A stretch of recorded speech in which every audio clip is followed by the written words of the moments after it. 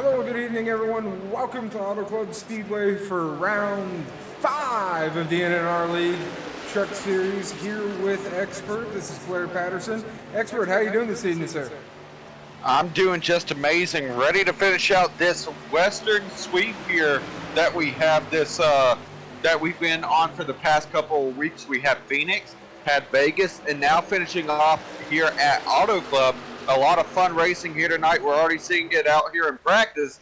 These guys getting set up for one great race, and I'm happy to be back. I know you are as well, as we get to cover another great one Monte Design NNR Truck Series race.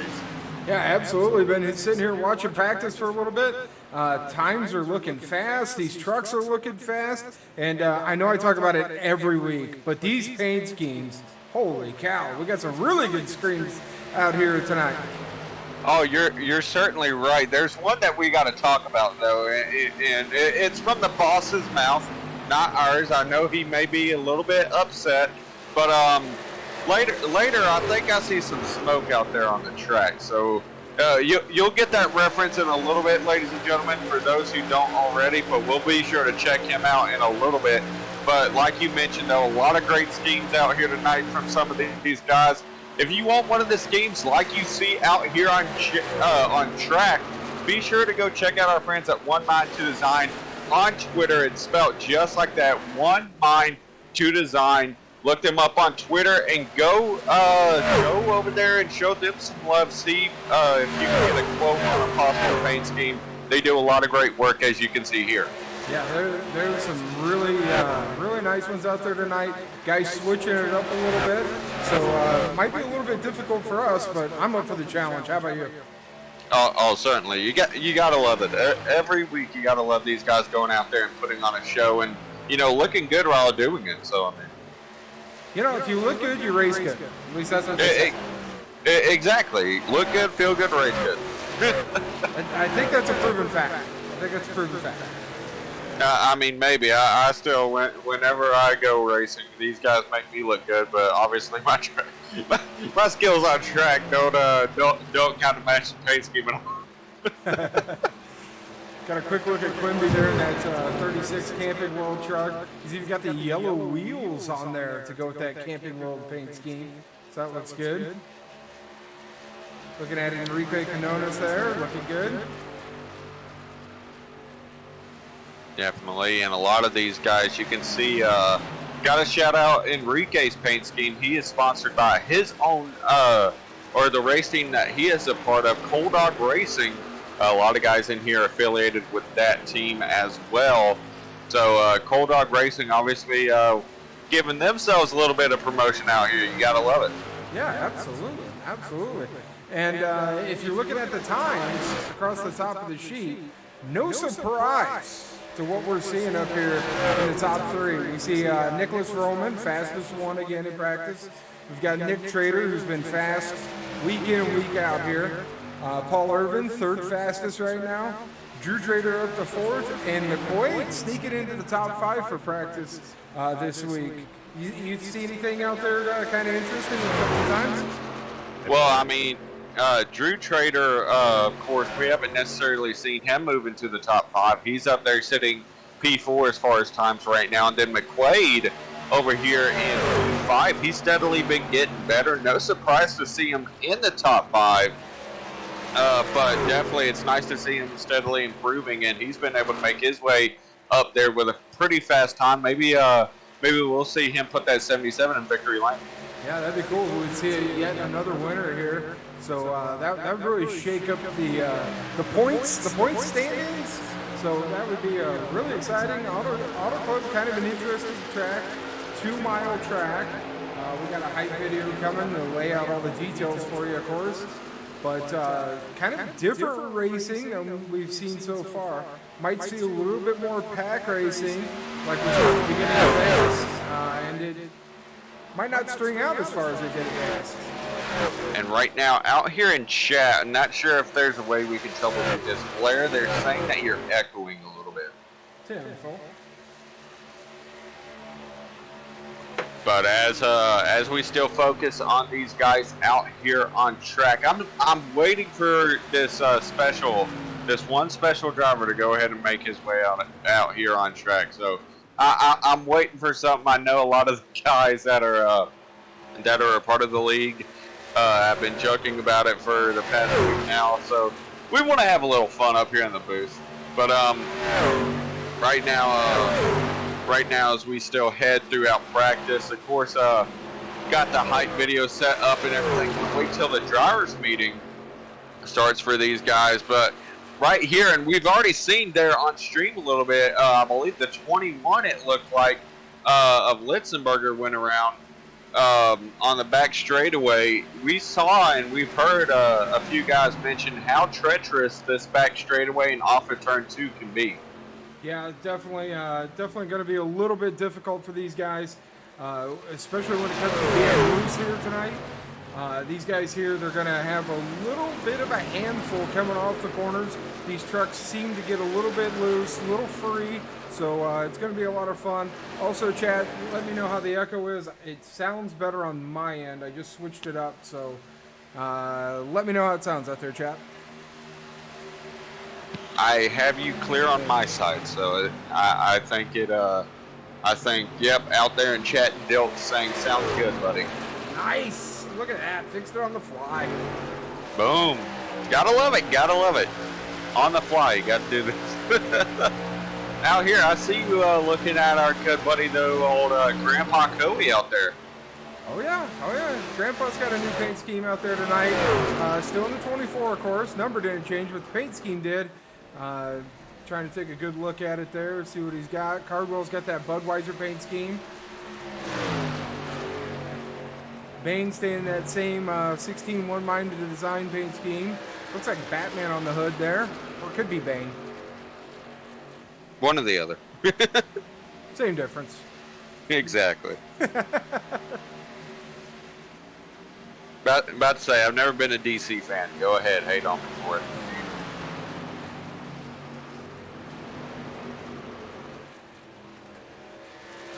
Right now, though, as we continue to get underway, right now, I'm trying to see where our good buddy that we're supposed to be looking at is. Oh, I think he may be entering the track right now. Let's see. Gotta find a good camera angle, in my opinion, to see if we can get a look at this amazing truck. Who are we looking for here? Right here, the 84 truck. Well, we mentioned that we had a little bit of a surprise to say, or I wouldn't even necessarily say surprise. I'd just say, the guys wanted to have a little fun. Well, there was kind of a ha-ha type incident in which we were talking about a certain driver. Well, we talk about wherever, there's fire, there's usually smoke, right? Yes. Well, there's a new saying going on in NNR. Wherever there's smoke, there's Smitty, or as some of the guys now like to joke, Recky Smith House. So the guys, especially Cowboy, wanted us to go on stream and just give him a shout out and just show him some love and appreciation. You got to have some fun whenever you're in league racing. You got to laugh at your own mistakes. You got to be able to push past it or whatnot. Just take the punch as well. I mean, you got to shout out Mr. Smith here. He's looking to make a recovery here at Auto Club after an incident last week. So definitely shout out to him. But he's coming out here looking great in this new 84 paint scheme. So what you're saying is, where there's smoke, there may be a forest fire? Possibly. I mean, oh, I see what you did. Okay, I see what you did there. That was good. I like that. Just giving it a shot. I'm trying to join in on the fun. I'm trying to be part of the fun. I like it. Definitely. I see what you did there, though. I couldn't think about that. I mean, that was pretty good. All good fun. These guys Definitely got a 22-week schedule. They're going to be racing against each other week in and week out. So there's always, for those of you guys out there in chat that race in leagues, that there's guys that you like to joke around with, guys you like to race with, guys you got to watch out for. So, this week, Looks like old 84 is the butt of the jokes this week. Yeah, well, I have a feeling we're going to get a talking to after this race, but you got to love it. You know, we're yet to get the thorough talking to. Now, we've gotten small ones here and there, but you know we haven't been pulled into the principal's office yet, so I'm kind of happy about that one. Yeah. Oh wow, we got an interesting paint scheme here on the 38. Let's get this thing. I think he put his number in the wrong spot. Let's take a look. It looks like he has tail numbers. He does have tail numbers tonight. The 38 moved his number all the way back on the quarter panel. See it way back there on the quarter panel. 38. Very good. About to say, got a little change up here. I like it. Yeah. NNR And right here, out here in chat, somebody that we're going to be able to see on track here tonight, always showing out in his number 8 Chevrolet. Repeat out there in chat, subscribed with Prime. They've been subscribed for 3 months, currently on a 1-month streak. Good luck, everyone, and have a great stream, fellas. Well, thank you, Repeat, for the support out there. Definitely love all the support that you've been giving us, and you've been always a great mentor to me. Go out there tonight, buddy. Go win yourself a race. Yeah, shout out to Repeat. I got to race with him on Wednesday night in a league race. It started right next to him. I looked over at the relative. I saw Repeat's name, and then I saw that Rep Sports paint scheme, and I go, hey, there's Repeat right there. I'll be daggone. Oh, Petey. Oh, Lordy, you gotta love it. But definitely, he's pulling out on track, looking to get some practice in, and definitely going to be a lot of fun to see how he does tonight. Definitely want to try to talk to him. You know what? I don't think driver's meeting is only a few minutes, so let's go ahead, or actually they're moving in there right now. Perfect timing there, Expert. Just perfect timing. Nice work, Expert. We're all real proud of you right now, buddy. I was about to say, let's try to talk to somebody, but we saw how that happened last time. Ooh, this 09's got an Oakley paint scheme. Oakley corporate headquarters is about 2 miles from the track. So it's got the Oakley paint scheme representing here in Fontana, California. I'd say having a lot of fun, getting a little bit loose right there on the back of the 16. Yeah, hanging on. This is going to be a good race. I like to see these trucks are loose. It means they're turning well, which means should be some really great racing here tonight. Oh, definitely. And the one thing, you don't want these trucks to turn too much. No. There's a fine line between not turning, and turning way too much. Well, 24 just turned way too much. Yeah, I was about to say. That 24, we were talking to old Grandpa Coey earlier, and he said that backstretch is going to be really tough. So I think we're starting to get to see firsthand how that looks.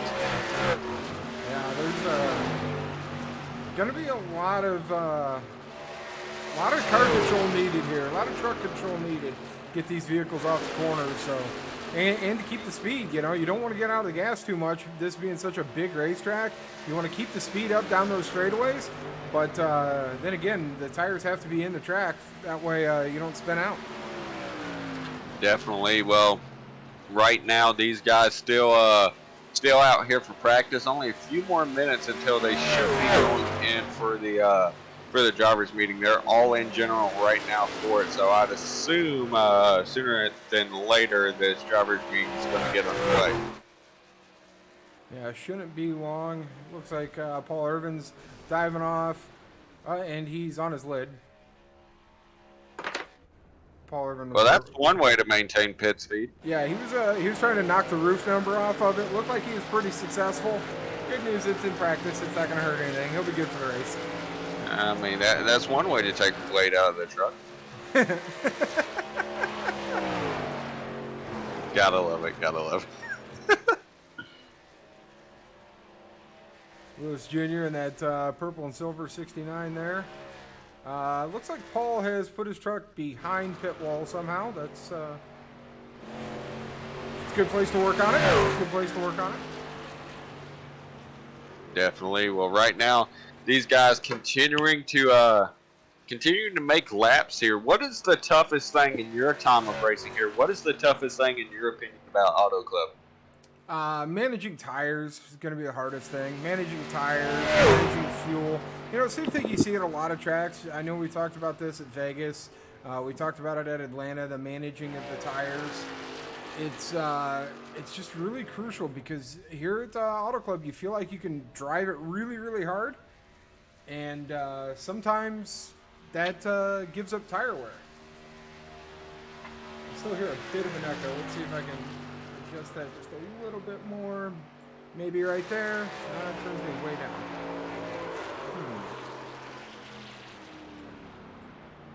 Gotta fix this on the fly. Working on the fly, baby.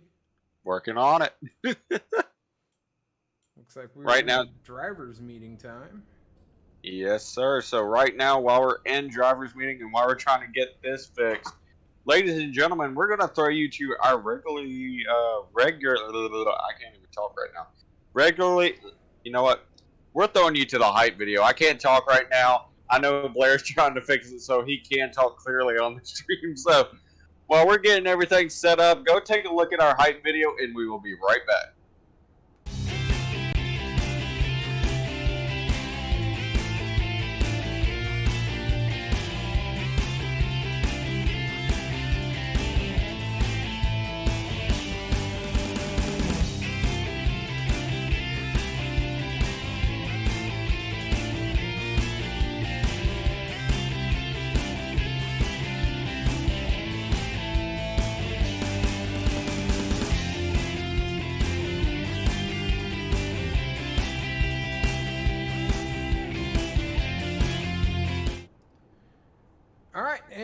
We're back from the hype video, getting us all ready to go. Nicholas vroom vroom vrooming out here practicing his burnouts. Do you think this is him getting ready for another win? Is that what he's doing down here at the end of pit road? Well, right now, topping the board at practice, I think he's trying to make it 3 for 3 in his start. So, I mean, I would not doubt it. I mean, you can't doubt the guy whenever his win percentage compared to his starts is 100%. So... Maybe those are donuts for winning practice. Possibly. Go ahead. You know what? Normalize burnouts for winning practice. Yeah. That's very normal. About to say, just waste a set of tires. It's all right. Let's do it. Just burn them down. Exactly. It don't even have to be good tires. Just put on, just put on the ones you originally had on, or at the beginning of the practice. Just say, hey, go with it. There you go. Right now, it looks like though, as these guys are still in drivers' meeting, these guys are getting set for qualifying. We're only a few minutes, about 10 minutes away from qualifying right now. I'm interested to see who can top the board in qualifying. Will Roman take practice in qualifying once again, or are we looking at somebody else? Roman's been fast. There's going to be one thing here that you got to keep in mind about the speeds that you see in practice. And we talked about this a little bit last week. Is the draft. So I'm not sure if this is a single car run that put him at the top of the board, or if he had a little help, somebody either pushing him or him following along with somebody. So this could get shaken up quite a bit once we go to qualifying and single car runs. Definitely. I certainly wasn't thinking about that, and you're exactly right. And seeing a bunch of guys up here that we don't usually see. One guy that, we talked about this being a high draft placer. You just mentioned it, to say the least. Joseph Darnell, or Joe Darnell, sitting right here. He is third in overall time in practice. He was our Daytona winner, which is probably, if you're not counting Dega, probably the biggest draft track that you'll see this season. Yeah, so if draft is as important as we think it might be, look for that number 12 of Joe Darnell, that Ford, to be up there towards the front again as the Daytona winner of this season. So that might come into play here in just about 10-15 minutes once we go green flag. Definitely. Well, let's go ahead, since they're ending the driver's meeting, let's go ahead and see if we can't talk to one of our good buddies. Let's go and see if we can't pull in old Nick Trader into here real quick. run like a 53. All right, Nick Trader, it is Blair and Expert up in the booth. You got a copy? Yeah, I got a copy. I'm in conversation when you pulled me. Oh, sorry about that, man. But we were just wanting to talk to the guy who ended up, he dominated in the of the Western Sweep here and now coming into the final race of it. You think you have something to go out there and try to go win this one? We noticed you're second in practice, so you certainly have the speed for it. Yeah, it's gonna be interesting. This setup is real pretty like loose on the start. Gets tighter on the long run. Sometimes it seems to get tight when you get behind another truck or in traffic. So it's gonna be kind of interesting to see how many people try to keep off the wall, coming out as 2 or 4. Hopefully we have a good long race. That's what I'm aiming for. Long runs. Long run speed is going to be pretty key, I think. But we'll find out, I guess. So hopefully we can. I can pull something out the hat. Well, definitely. We see Drew up there running top 5 in practice as well. Are we getting? We saw Kurt Busch and Kyle Busch go at it a few weeks ago. Are we looking for another family battle out here, or what do you got? What do you got in mind for us out there tonight? I don't know. Me and Drew had a little run-in on the practice season where we doored each other, and I put him in the wall. So hopefully, I won't have that happen again. About to say teammates and family members. I don't think that'd be a good idea, but we're gonna go ahead and send you back, man. Best of luck to you this evening, and yeah, hopefully we see you in the top 3 at the end of the race. Yeah, hopefully.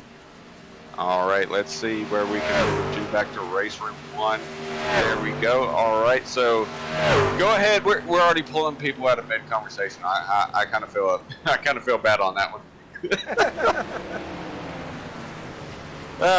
Expert, always doing something. Yeah, these guys are talking to their teammates right now, making final adjustments, finalizing the strategy on what they're going to do for this race. So a lot of conversations going on right now amongst these drivers, just getting ready for tonight's event.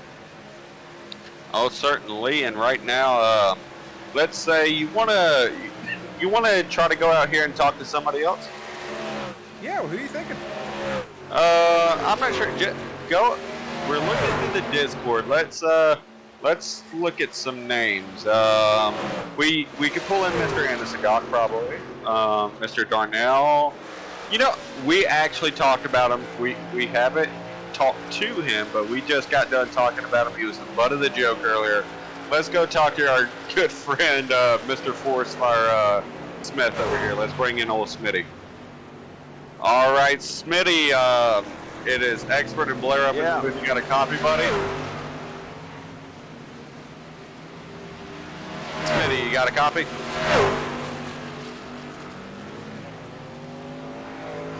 Not sure. I think he's going quiet on us, Blair. I think he has. We might need to move him back. Hello? Oh, you got a copy there, Smitty? Now I can hear you.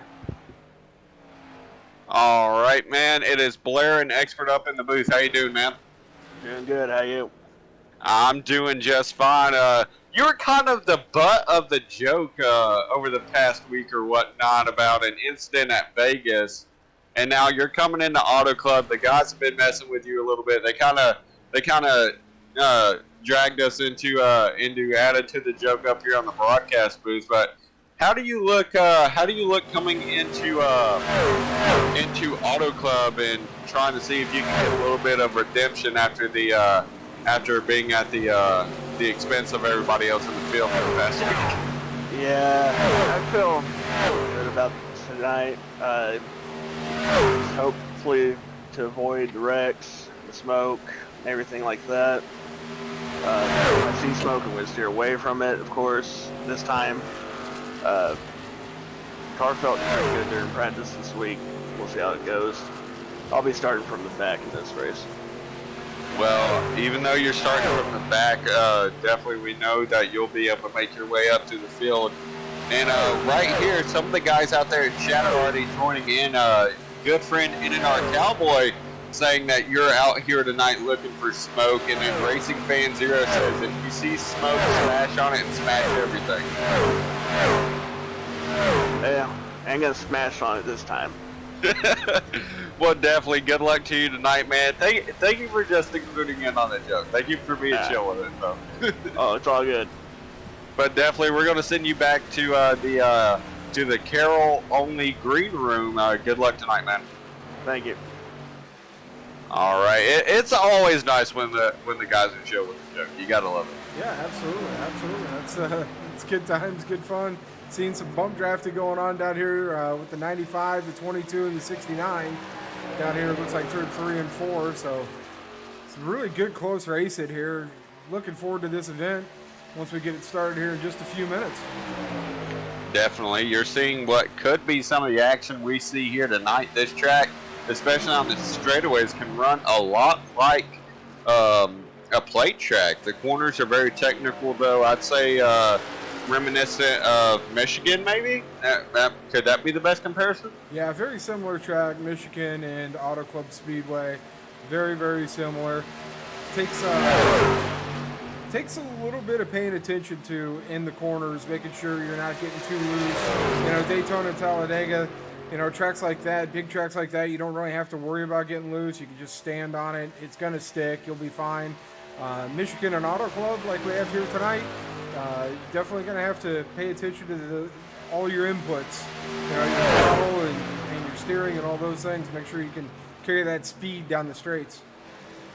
Well, right now you can see these guys still battling it out.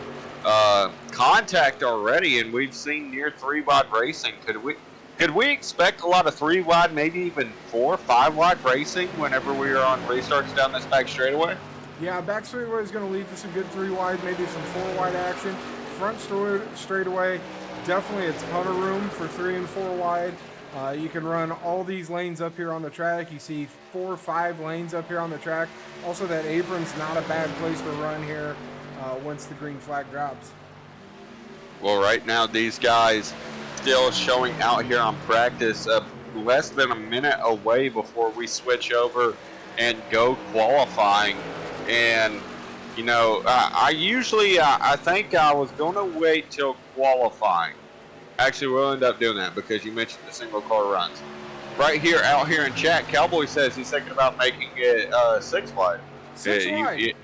6-wide. You think in your expertise there, Mr. Patterson, is that a good idea? It sounds like a poor choice. Sounds like a poor choice to me. I would not aim for the 6-wide. There's room to do it. I mean, if there's room, you know what's the pain of it? What's the problem? If you get a good enough run to make it happen, I wouldn't lift. About to say, if you lift, that might cause the accident. Yeah, very possible on a track like this. Oh Lord! But right now, the checkered flag is dropped here at practice. We're going to move into qualifying, and you know, this is my favorite time, is watching these qualifying times shift up and see how these guys fall. Yeah, right now, we're going to see who goes out there first on track. You have them on board. Yep, Ed Robertson. He's going to be the first one. First one taken to the track here.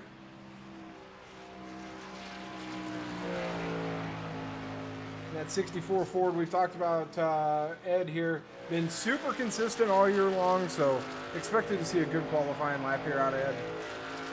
Whoa, and the 99 of Snyder spinning out of his pit stall, so he's going to have to reset and get back going here. Might be giving her just a little too much to get some heat in those tires.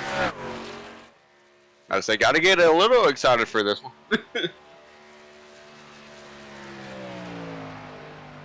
All right, so Ed started his first time lap there. You saw him run real high in 3 and 4. He's going to run real high in 1 and 2 again for his first time lap, just trying to get that momentum up in this truck. Once he gets this, you'll see the second lap towards the bottom here. And you see this, we mentioned it multiple times in the comparison. You see this type of qualifying strategy to get these RPMs up, to get the tires kind of, you know, turning a little bit more, get some heat, get some grip into them. You see this more at Daytona, Talladega, Michigan at times. You see it at Atlanta if you were to compare it to a 1.5 miles. Kansas, also a big one. Seeing that these guys using and utilizing that top line to build up RPM and build up grip.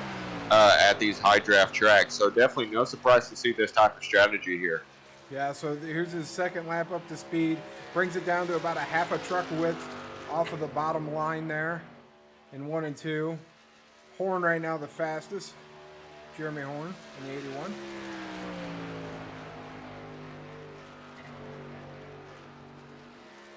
And he was not. You mentioned the alone speed. He was not somebody that we noticed at the top of the board in practice. Now he's got a really good lap going there. Robertson completes his second lap, bumps him right to the top. Whoa, that's a jump. Right to the top of the sheet. So he's got it by 2/10 over Horn. Cardwell just came in. And Nick Trader and Drew Trader, the Traders, taking over the top 2 spots. Yeah, Trader Brothers 1 and 2. Nick with a 41.22. That's a really good lap. Almost a full 10th faster than his brother.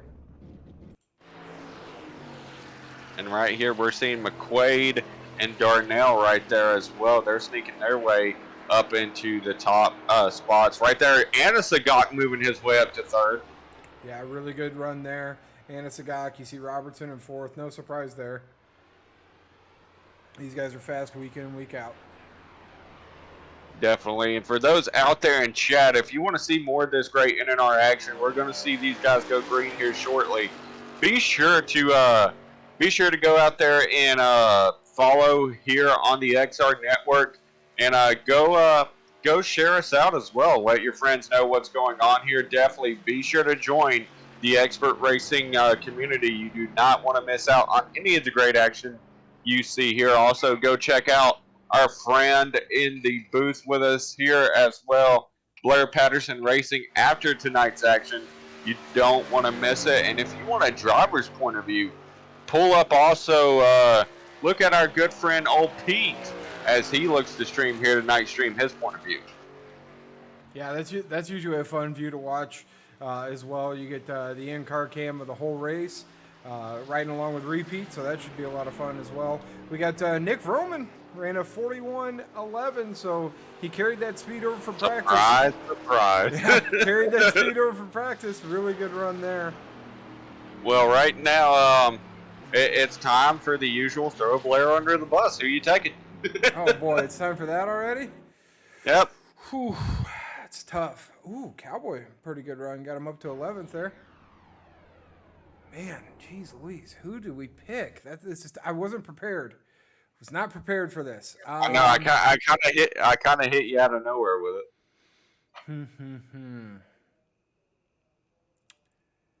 I think I'm gonna go with the 77 of McQuaid.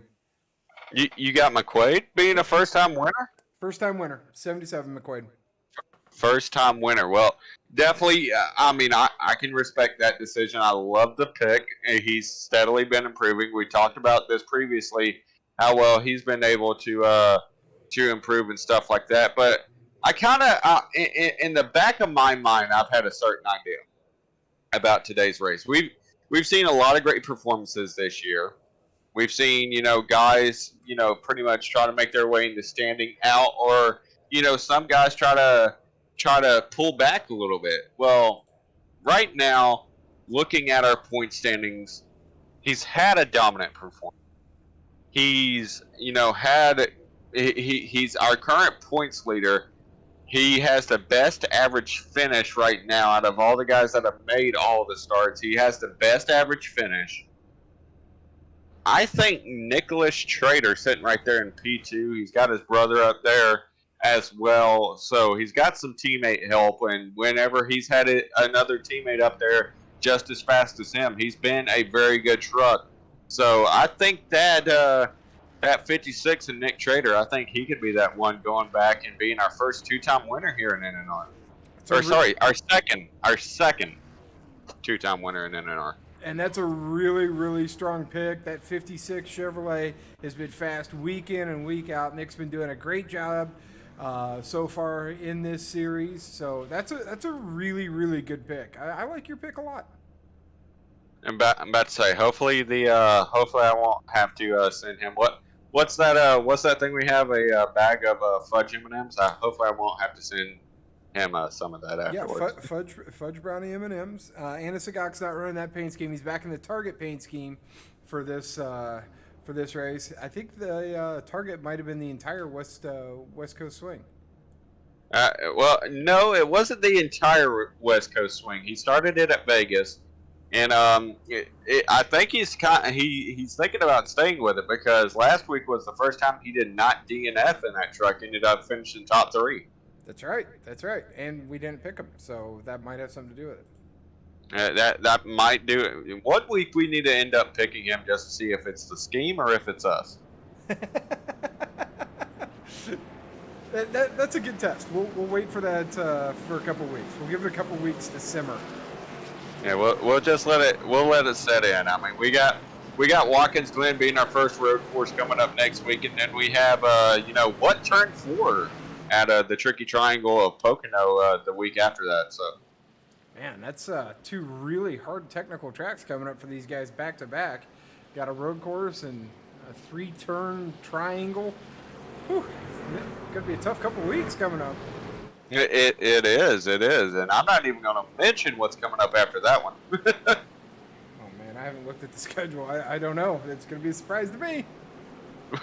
Well, definitely, it's going to be a surprise to everybody. But whenever we get to that point in the schedule, of course, we'll review it. But we're out here getting set to go green up here, the 95 and 56 taking up the front row.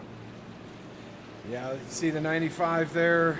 1 practice, 1 qualifying. You got your pick, Nick Trader, and that NASCAR Thunder 03 paint scheme up there. Going to be 135 laps here. Action's about to pick up, so get ready for it there, Twitch. And right now, as these guys get set off the corner, this 95 looking to lead the field to green for the 2nd week in a row. Here we go. We are California dreaming. Let's go. Boogity, boogity, boogity. Let's go, racing boys. There we go. Got the boogity, boogity, boogity in this week, so hopefully we don't have an early caution to catch up on it. So great start there by the 95 Roman, taking the bottom line. He clears the 56 really well. He's going to move up to the top side here, coming off turn 2. Look at this shot here of all these trucks. 2 wide pretty much throughout the entire pack. A little bit of Drew Trader decided to move up behind Nick.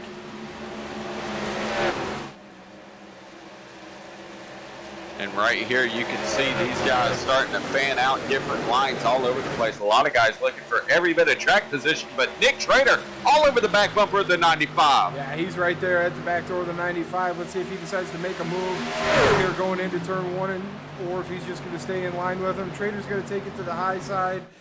Vroman's going to run kind of that middle ground here and move it up off of the corner. 56 going to have a run, so he's going to take a look inside, get back in line. Really good racing so far here on lap 2. Definitely, and Nick's certainly putting on the pressure. Here goes the pass for the lead, looking for the line change. He's looking below to the bottom. Let's see how that momentum ends up off the corner. Side by side for these leaders. That 56 holding tough on the bottom. 95 both fighting up high. Yeah, 56 goes down there to that apron like we talked about in practice. There's a lot of speed down there. Still neck and neck going into 1 and 2. 95 clears them on the top side. 56 going to go back to the top side like he did last time. These guys are just slipping and sliding right here, trying to find the speed in their trucks. And right now that 95, he's got a little bit of a gap now, hoping to bridge it. That 56, though, he is pulling tough on this back straightaway. Yeah, you really see that draft right there with that shot. You saw how much ground that 56 made up on the back straightaway. That was a really cool look right there. Definitely, and we're going to continue it here, heading down the front straightaway. That 95 leading another lap, but that 56, he's right back to the back bumper, and these guys are not giving an edge. Robertson already made his way now into 3rd position. Drew Trader dropping back to 4th. Paul Urban making his way into the top 5. Yeah, Paul Urban up a spot already into the top 5. Our big mover right now looks to be James Litzenberger. He's up 6 spots, up to 26 for qualifying, but this battle up front heating up as the 56 drops to the inside of Roman. right now looking for another pass. Tried a little bit of the side draft. Now going to drop all the way down back to the apron here to see if he can get a little bit more momentum. Now he's going to clear up before the entry of the corner to see if he can get a arc in. And right now that 95 holding stuff, how hard is it? Right now that 56 doing everything it can, but how hard is it to make a pass here at Auto Club? It seems very difficult for that 95, or sorry, that 56 right now. It's a little tricky to pass here, especially early on cold tires, with the trucks being as free as they are. Now that there's getting to be a little bit more heat in the tires, hopefully these guys are getting a little bit more grip so he can move this truck around, pick up a little speed, and be able to execute that pass. But you see the 95 stretching it out just a little bit over the 56 and Nick Trader. And right now, he's still trying to spread out this gap. Right now, one guy that has now moved his way back into the top three, True Trader, now right there. He moved his way into P3, and he's looking to close in on his brother there. Yeah, you see the Trader brothers right there into and P2 and P3. These guys might hook up and try working the same lane, try working that draft a little bit, and see if they can get around the 95. Well, right now, that 56, he looked like he was going to try to clear up, but just couldn't. Was right there too close to that inside bumper of the 95. And now all over the back bumper, he's trying his hardest to try to see if he can run him down. Once again, got a huge run off the corner, but had to let out of it. Yeah, you're gonna see that here tonight, probably all night long. Some really big runs happening, and a well-placed block helps curtail that run. So see the 56 trying the inside here, down at 3 and 4 again. He's got a lot of speed, but I think that top side's still going to be dominant right now. Definitely. Well, you can see that 56 still trying the bottom, and if you fail at first, try again. I think that's what that 56 is running with, and he's hoping the help of his brother can get there pretty quickly. That 25 closing in, it looks like, but still a little bit of a gap there. Yeah, these guys are going at it up here for the front. You see this shot here. Everybody else pretty much in line behind them. Logging laps, you see drivers like Robertson there in 4th, Paul Irvin 5th, Anna Sagakin 6th. No surprise they're running towards the front of these races here. 56 tries it on the inside again off turn 4. And right here, hoping the side draft. He tried to pull a little bit, but now he's going to have to clear himself up once again. He's got turns 1 and 2 now to try to make a move. Yeah, it looks like the 56 is a little bit better in 3 and 4. Gives up a little bit of that run in 1 and 2. Gets it real strong down the back straightaway and real good at 3 and 4. So the action right now has been happening on the front stretch as we see the 56 using that draft to get right back to 95 going into 3. And right now, as they dive it in, the 56 trying his hardest once again. But that 25, now he's getting caught once again. Robertson, he's now to the back bumper of that 25, bringing Paul Irvin right with him. Yeah, action starting to heat up in the back. Here's the 56, looking down the inside again, in 1 and 2.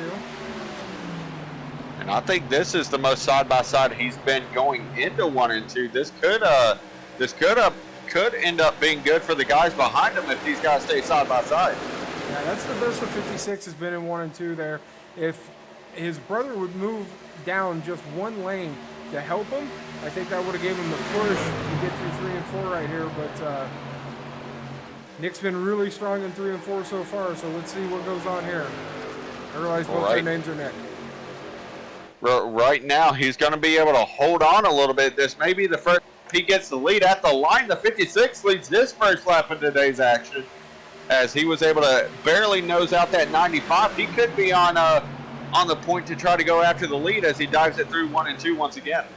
Yeah, he's got something figured out down here in 1 and 2 now. He knows he's better than the 95 in 3 and 4, but this 1 and 2 he's really picked up. There's Drew Trader getting in line with Nick Trader, helping him out down the straightaway with a little bit of a push. No contact, just a little bit of taking the air off the spoiler, help picking up the speed of that 56.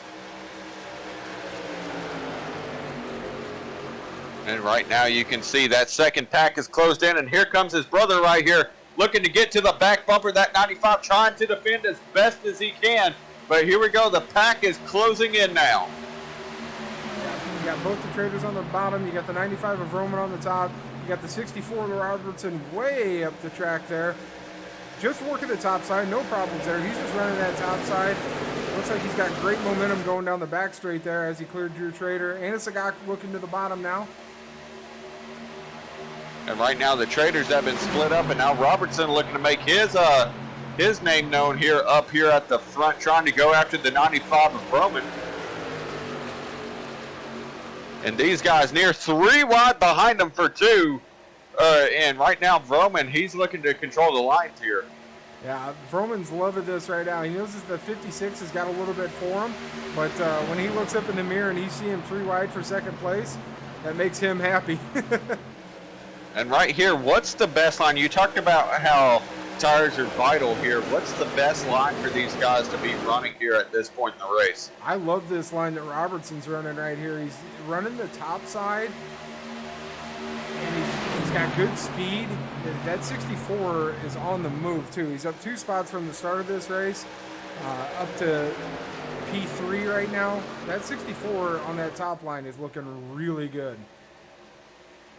Well, right now he's holding tough up there, making it very difficult for Nick Trader to get a run. Nick can't clear himself either in front of him or behind him. Now Nick's going to try to make the attempt, it looks like, between Robertson and his brother. But here comes the 81 of Horn there on the bottom, trying to make a little slide job in there. I was just going to mention, we see the 81 of Horn working his way up.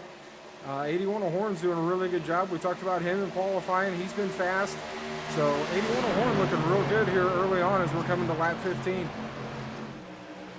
And right here, that 64 still holding on. Here comes Drew Trader trying to make the pass on his brother right there.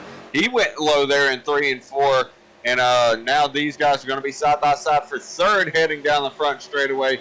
That 64 now looking to try to pull using the draft to see if he can get to this 95's rear bumper. Yeah, 64, he moved it down a lane from where he has been running. In 1 and 2, really strong still up on that top side, staying right in line with that 95.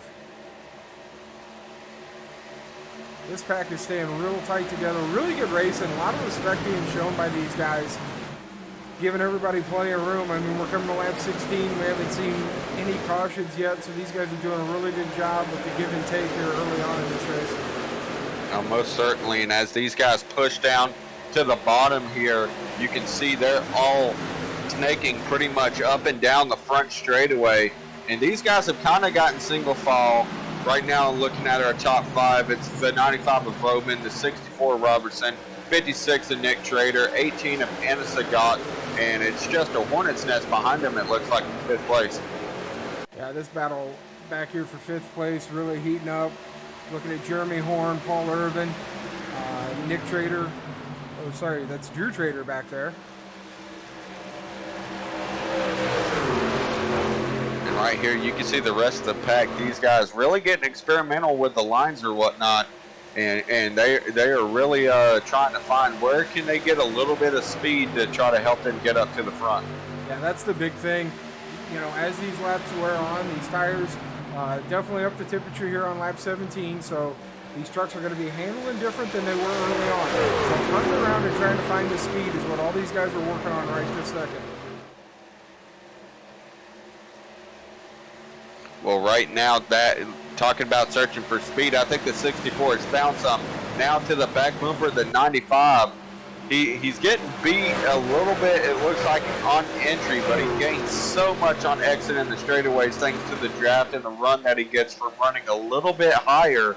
That 95 trying to keep him moving, trying to cut off whatever run that he can get, seeing if he can try to break the draft. And right now that 64 holding tough up there in P number 2. He is getting closer now.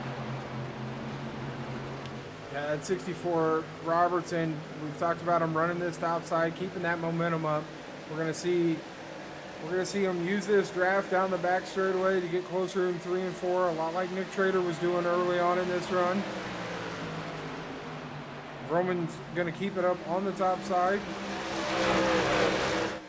Now we talked about when it does it become the difference of making it dirtier, causing the truck to be worse compared to being in the draft. Where does that line separate as the gap starts to get bigger or close in? You're definitely feeling it if you're Robertson. You know, he's about 1 truck length, 2 truck lengths back from the 95. He's probably feeling his truck get a little bit tight off of the corners as you see him kind of wash up a little bit off of these corners. But he trades that for these big runs down the straightaway as Anasagak moves up to P3. Well, right now, you're talking about Anasagak. The battle is heating up behind Roman, and you definitely know he is getting happier by the minute as that gap is starting to get bigger. Seeing Nick Trader and Anasagak both here make it 3 wide here for second. Anasagak thinks better up though. Yeah, some really good racing here so far. These guys are putting on an awesome show for you guys out there. Trader's still working the bottom. Everybody else on the top, so he's pretty lonely down there at the bottom. Hopefully he can get a big run, get back in line. There he does. Robertson with a huge run. He's got to step out on Nick Trader. He gets down to the bottom side. And right now, that's going to force that 64. We've only seen him run the top. That's going to force him to see how he does on the bottom here as he tries to make that pass back. As soon as he clears it, he moves right back to the top side. That's 64-56 on the bottom. And right now, the 56 with a crossover. He has the 81 a horn there with some support there. So that 81, he's able to gain himself 2 positions and move his way into third. Yeah, the 81 a horn. He's up 11 spots so far. So far, our biggest mover, I do believe. Yeah, up 11 spots. Jeremy Horn up to P3. Yeah, started P14, now making his way into P number 3. He was kind of mid-pack in practice, but right now he's showing that he has the speed to go up here and compete with some of these guys. He's having a really good run. Good to see the 81 running so strong here early on in this race as they're coming to lap 22 of 135. Really good to see it here. 64 working all around, trying to find some room to get in. Almost got really tight between him and the 18, but plenty of room. Definitely, and you can see these guys, a little separation of the pack starting to begin, but we talked about that 95 trying to bridge a gap. He's starting to get reeled back in by surprise, Nick Trader starting to reel in that 95 once again. Yeah, these guys have been putting on quite the battle. You know, you've seen Trader up here lead laps. You've seen him fall back. I think he fell back to 5th, if I remember correctly. Now he's back up there to P2 and reeling into 95 again. So these battles are really great here so far tonight. Oh, certainly, and something I've noticed, his arc in the 3 and 4 is substantially faster than that of the 95. The arc that he takes running the bottom has allowed him to catch just 2 car lengths that last time by. Yeah, this 56 has got 3 and 4 figured out. He's got something going on down there that's working really, really well for him. So, good run so far by your pick, Nick Trader. I mean, you didn't have to throw that out there. Now I feel like that commentator's curse is going to happen. Come on, man. Hey, I certainly hope not. But he's showing strong. Definitely, and right here, still all over the back bumper. But talking about your pick, let's go back and look at the 77 of McQuaid back here. He's at the tail end of this lead pack, and he is just shifting around trying to find his feet behind these guys. Yeah, 77 running really good. I think the 9 of Paul Irvin might have just kissed the wall coming off of 4 right there. Trying to get a shot of the right side of Paul's truck to see what it's looking like. Hopefully and no right damage here, battle for the lead, 56 and 95, side by side once again.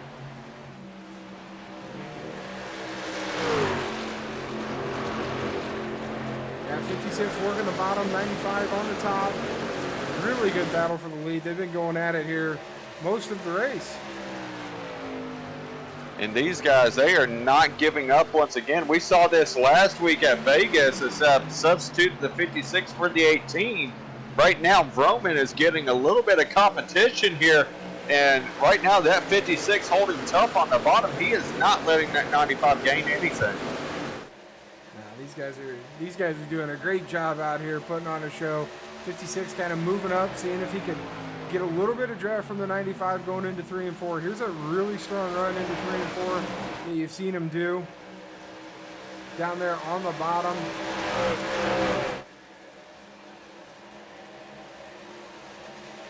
And right here, you can see they're still battling it out. If that was the finish, I think the 56 might have got it. But these guys being close battled side by side together. Man, that was super close coming to the stripe right there. These guys are going at it. This is good fun. Definitely. And 26 laps into this race, I don't think we'd imagine these guys were racing each other this hard. No, I didn't expect 26 laps of this. You know, Auto Club Speedway tends to flare out a little bit and get single file after a few laps, but these guys here are putting it on. This front 7-8 cars running really strong right here. Definitely in that 81, looking to see if he can get up there and see if he can't help one of these guys in one way or another. That second pack closing in, even though they're single filed out. Expect these guys, once they get there, to try to fan out and see if they can't get a little bit of momentum. Yeah, you see the 81 of Jeremy Horn dropping to the bottom side there. Got a really good run. Anasagak in the 18 stays right in his tire tracks as Anasagak goes to the high side off the corner exit. And right now, these guys continue to try to close in that 56, looking for anywhere to get a run here on this 95. The 95 has done an amazing job playing defense up to this point.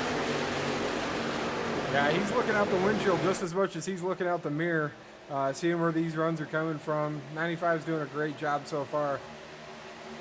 And right here, oh, contact! Oh, what a save there by the 56. Yeah, 56. You can see it on his door. He's got a couple little scrapes there from him and the 81 getting together. Just good hard racing going down there in the corner. And right now, I think that 95 might have been, that might have just put the biggest smile he's had on his face all season. Yeah, he's probably digging that because that 56 was really taking it to him. The 81 of Jeremy Horn was getting really close. So seeing that those guys dropped back just a little bit and gave him a breather, about a half-second breather, he's really appreciating that right now. Certainly, but you know these guys are going to recollect and try to get themselves back together to make a run up here. The 56 holding tough, though, as now he has a challenge from the 18 and the Sagat. Yeah, 18 working the bottom side, slides up, takes the spot, up to P2 for the 18. 56 looks down to the inside as he had a little bit of a run there. And right here, the first of the drivers to go in, Darnell, announcing that he's pitting in this time by. So pit strategy may be coming up soon. But Anasagak, if there's one person that the 95 did not want to see more in his rearview mirror than the 56, it's definitely that 18. That's probably the last person he wants to see. Yeah, it was last week, I believe, that it was the 95 and the 18 battled for about, what was that, 30 laps at Las Vegas, side by side? I think it felt like the whole race, I can tell you that. These guys would just stay side by side, similar to what we saw with the 56, and they would not give an edge. We didn't know who was leading at the stripe at some points. Yeah, looking back here in the pack, there's some 3-wide action back here. Some really good racing. You see Cole Snyder back there in the 3-wide. I thought I saw Shiro back there in the 3-wide. Good racing throughout the pack. Certainly, and right now these guys still battling it out. Darnell go ahead and going down. Not sure if that was for a possible wreck incident or some damage he might have had, but him being the earliest of these guys to go ahead and go in, what are we expecting when the rest of these guys could possibly go? You see one guy go down. When's the next guy going to be like, okay, maybe it's time for me to go? That's a tough when to go down pit road. You don't want to be the last one because you're going to be giving up time, and if you're going to be the first one, you don't want to be too early. So timing these green flag stops is always a tricky thing for these guys. It's a position I'm definitely not envious of. Well, right now, a position that the 95 is not envious of, guess what?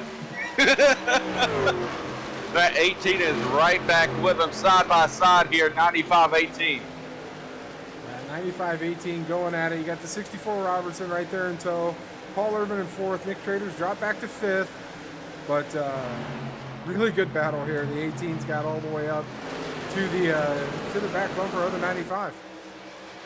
Yeah, now that 18's going to have to regroup and see if he can't build up another run. But we talked about it before. That 18 is definitely going to be a guy that can put up a challenge here for Nicholas Roman. And right now you can see he's all over the back bumper looking to do that. Yeah, you start looking at these different lines that these guys are running. Right now the 18's just staying in the tire tracks of the 95. Nothing too crazy going on there on that end, but he's got a big run coming down the back straight, so you might see him look to the inside as he does right there going into 3 and 4.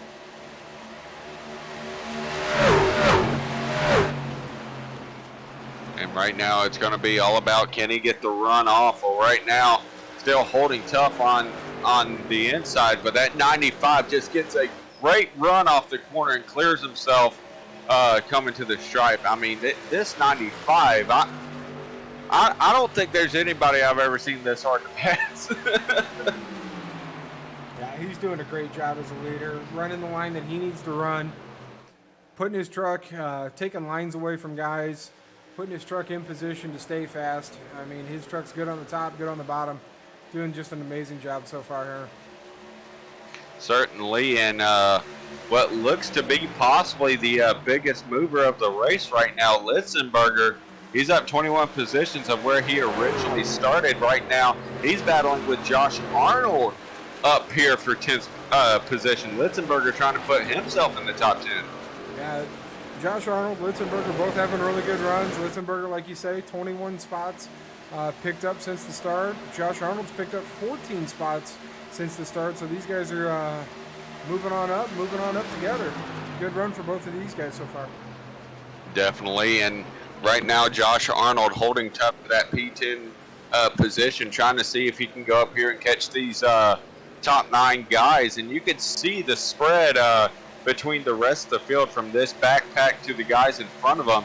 But these guys are hard charging up to the front, so no, I would not be surprised to see these guys catch them. But right now, Cardwell and Shiro heading down pit road now, so we're starting to see a few more guys starting to test those waters of heading down pit road. Yeah, Drew Trader's fallen back quite a bit here. We saw Drew Trader up front racing around P2, P3 a lot really early on. He's back to P19 right now, so hopefully everything going okay for Drew. Doesn't have too much damage. Definitely, it's starting up front. Not sure if what type of issue he may be having, but definitely a big difference between what we saw at the from the 25 at the start of the race to the 25 now. So hopefully not too big of an issue there, and hopefully get to see him back up front here shortly. Got a quick glance at the 81 going past some of these guys really fast. 81, Jeremy Horn, he's on fresh tires right now. So he's got a lot of speed. Paul Irvin on pit road. Lewis Jr. on pit road.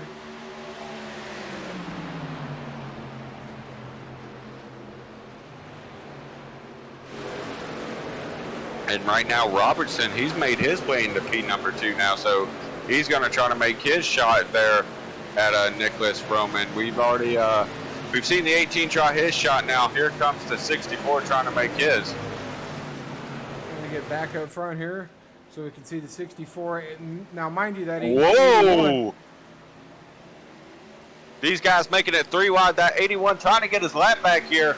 And here we go, the 64 trying to use the momentum of the 81. Smart move, it looks like, as right now we're going to be catching a lot of guys exiting pit road. So that 64 seeing if he can gain any sort of advantage here off of that. Yeah, really, really smart move by the 64 there. Drop down as early as possible. And right now, as we keep going here, that 95 still holding on. The one thing that may stop him from holding on to this lead is a penalty or possibly a bad pit stop. And right now, you can see he's going to be able to take that 95 down pit road and try to go get us some service. I'd expect the 64 to come in next time by. Yeah, 64 is probably going to be coming this time. He sees how fast these guys are on tires. He doesn't want to give up too much time to the 95, so he'll be coming probably this time. Well, right now, as these guys head into pit road, going to take a focus to the 81. I want to see where he comes out in relation to the 64 because he was not that far behind. Could this be a move that we see that could possibly say, okay, you know, short pit, you could go ahead and see if you can get put into the lead? Yeah, a lot of times when you short pit it, you pick up a little bit of speed on these guys that you're racing with. Sometimes you can leapfrog them. As we see Bain leading the lap here in that 16 machine. Got Cowboy up there in P2 right now. Those guys are still out on their original set of tires.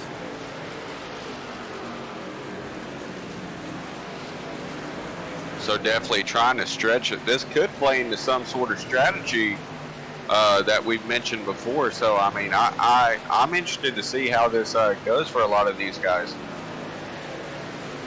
Yeah, there's Cowboy in that 19. Now remember last week he short pitted. He was the only one to pit on that first early caution.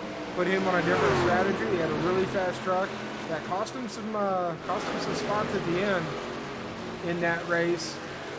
This week looks like he's running long, trying to run long strategy. So switching it up for Cowboy as he leads that lap. And right now, 3 guys that are able to pass Roman off of short pitting. Horn, Irvin, and Sagak. All 3 guys short pitting, able to gain position there over Roman. So right now, if you can't pass them on track, pass them on pit road. Yeah, absolutely. That's a good spot to do it when they're dead stopped. That's it's the easiest way to pass them. But right now, he is trying to hold on. Right now, Horn is going to be the leader, it looks like, whenever we fully cycle out. He's currently running P6 as they run right now. Yeah, Matt Cochran's brought it down pit road, gives the lead to 09 a banner in that Oakley truck.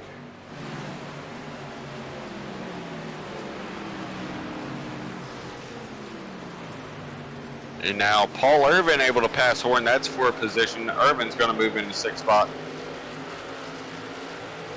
Now once the 09 hits pit road, that should give the lead to the 9 of Paul Irvin. Looks like he's coming this time.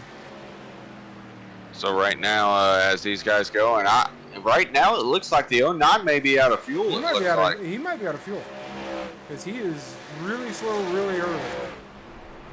Yeah, that thing's not running. The 09's not running. He pushed it to the limit. About to say that puts a whole new definition on run it till it's dry. Yeah, oh yeah. Oh yeah. So now we know that 42 laps is about the absolute maximum you can get on fuel.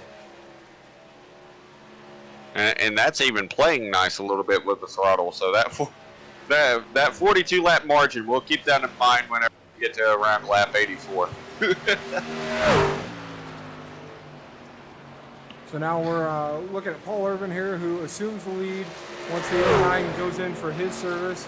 And the bummer about the 09 running out of fuel right there is it cost him a lot of time getting on pit road.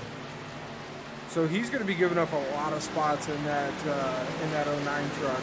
But so looking at the top 5 now, we got a little bit of a shakeup. We got Paul Irvin leading, we got Jeremy Horn 2nd, Vroman in 3rd, Anna Sagak 4th, and Nick Trader in 5th. And right now it's going to be a big question on Vroman was the guy that was mostly playing defense. Now he's got to switch to offense a little bit. How much of a changeup is this for that 95? You know, he just he needs to focus on the same things he was focusing on when he was leading. Just running clean, running smooth, hitting your marks, and looking out front instead of looking out back. You know, when he was leading, he was looking out back to see where the run's coming from. Now he needs to be looking out front to see where he can pick up a run. Well, right now you can see that he's looking for the position right now, going below that 81's, trying to see if he can make the pass. Of course he will. And, you know, him being up front now, he's got one more guy to beat. The question is, who's going to be able to be that guy to go up there and try to compete with him if he's able to get around this 9 truck of Paul Irvin? Right now, he's on the freshest tires. I think he's probably in the best position of anyone out there on track. Yeah, 64 Robertson, currently running P6. You should see him running back towards the front here shortly. As these tires start to equal out, you'll see that 64 come back up. Sagak's still running strong, so a lot of the same players are going to be right back up here to the front once we get on cycle through. Right now, a lot of traffic for those guys to get through the 09 and the 81 right there in front of them. So they got a little moving around to do, but that 9 right now, he I think his hands might be getting a little bit sweaty right now, and it's not Mom's spaghetti. So he's got that 95 coming up right behind him. Yeah, the 95 is only 0.2 of a second back from him. He's getting there. So we'll see what Paul Irvin has to hold him off. Well, right now we're about to see it. That 95 takes a sharp left turn to the bottom. Clears him easily in 3 and 4 here. So 95 back to the point. Paul Irvin falling right in his tire tracks here, staying right with the 95. And that's probably the best thing he can do is try to stay with him. If you can't, you got to wait till the tires even out now for you to possibly make a move. That, in my opinion, is the idea right now for that 9 machine.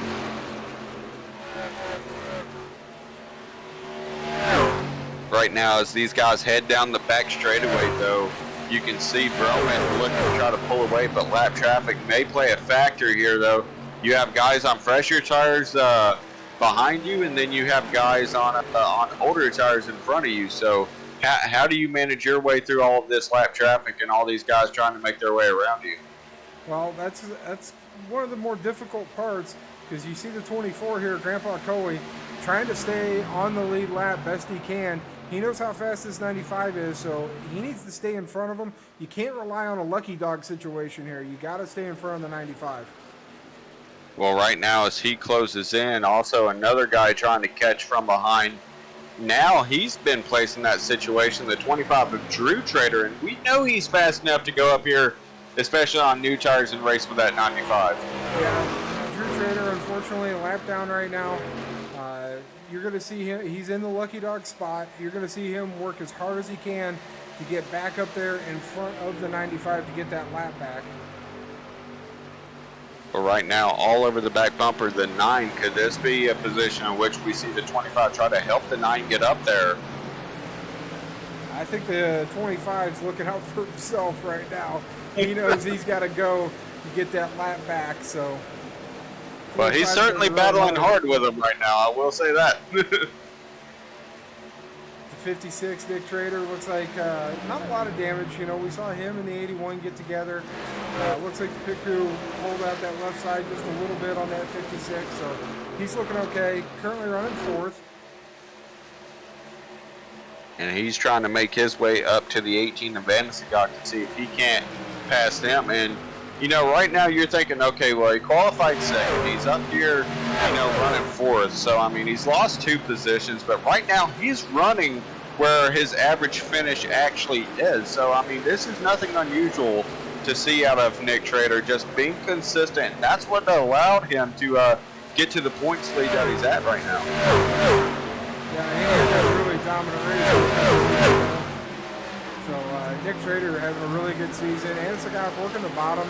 We've seen him work the bottom most of the night in that 18 truck. He feels like his is faster on the bottom. So looking really good here in this 18. And right now, still focusing on the Lucky Dog battle right now. The 25 has made his way around, and now he sets his sights on the 95 to try to get his lap back. Yeah, just a little bit behind the 95 there.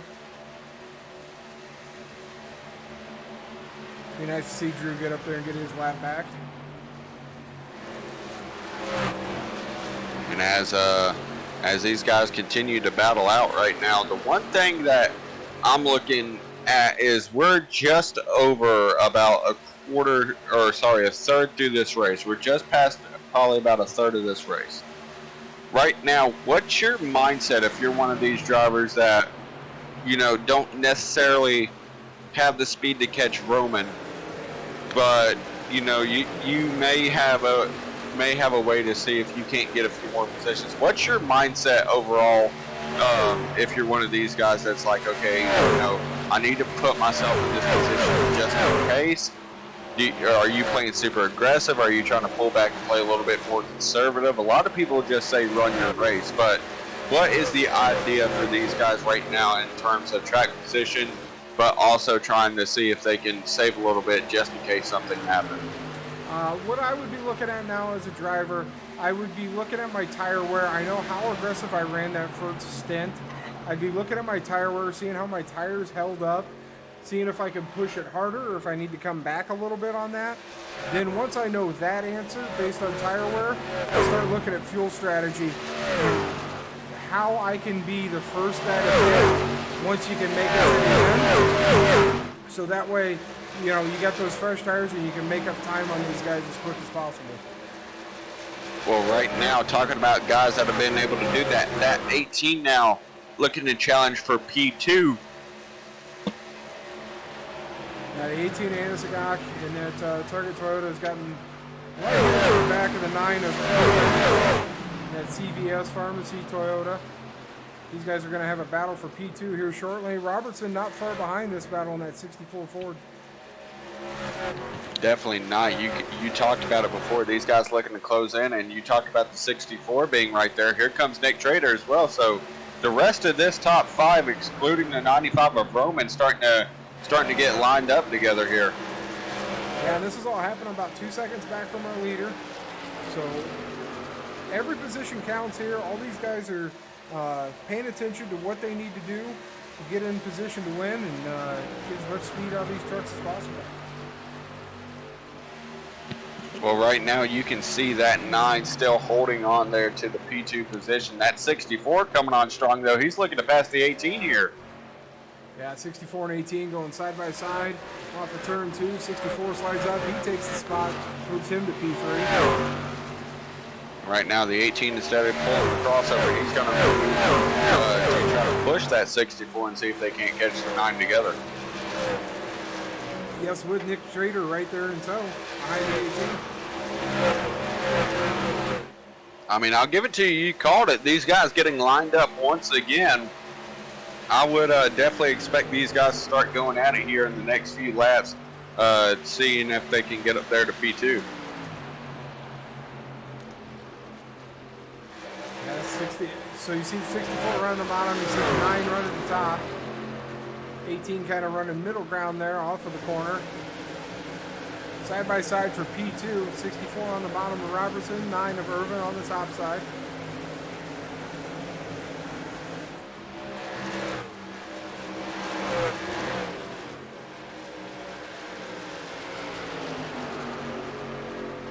Looks like the 64's got him clear. 18's trying to come along with him on the bottom side. Paul Irvin still holding it strong up on the top.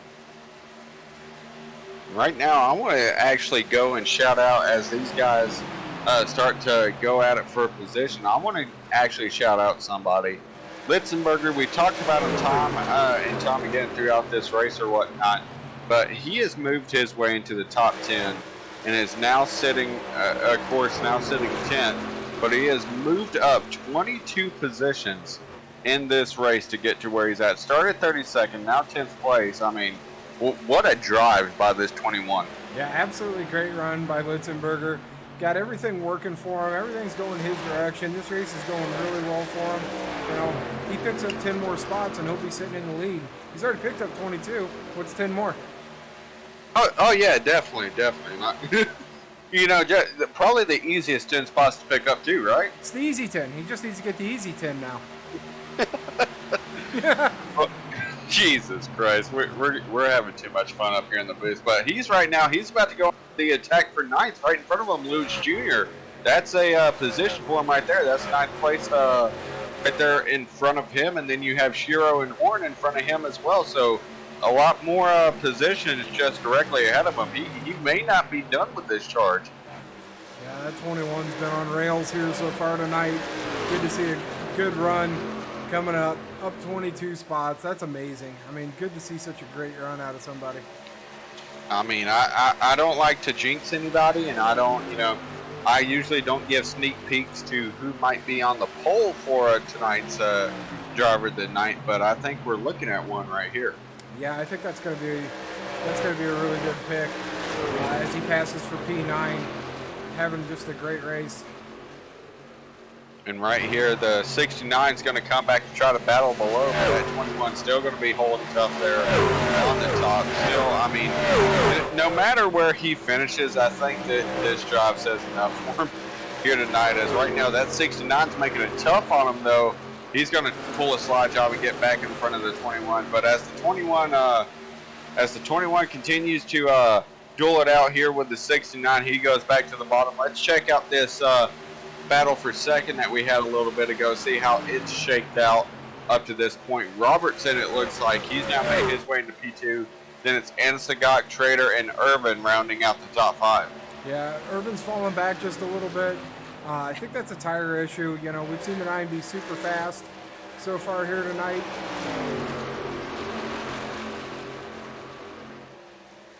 And you're exactly right. One guy I want to shout out, your pick once again. McQuaid sitting back in 6th. He looks a little bit alone. I don't see that many guys around him, but still a great run for the 77 up to this point.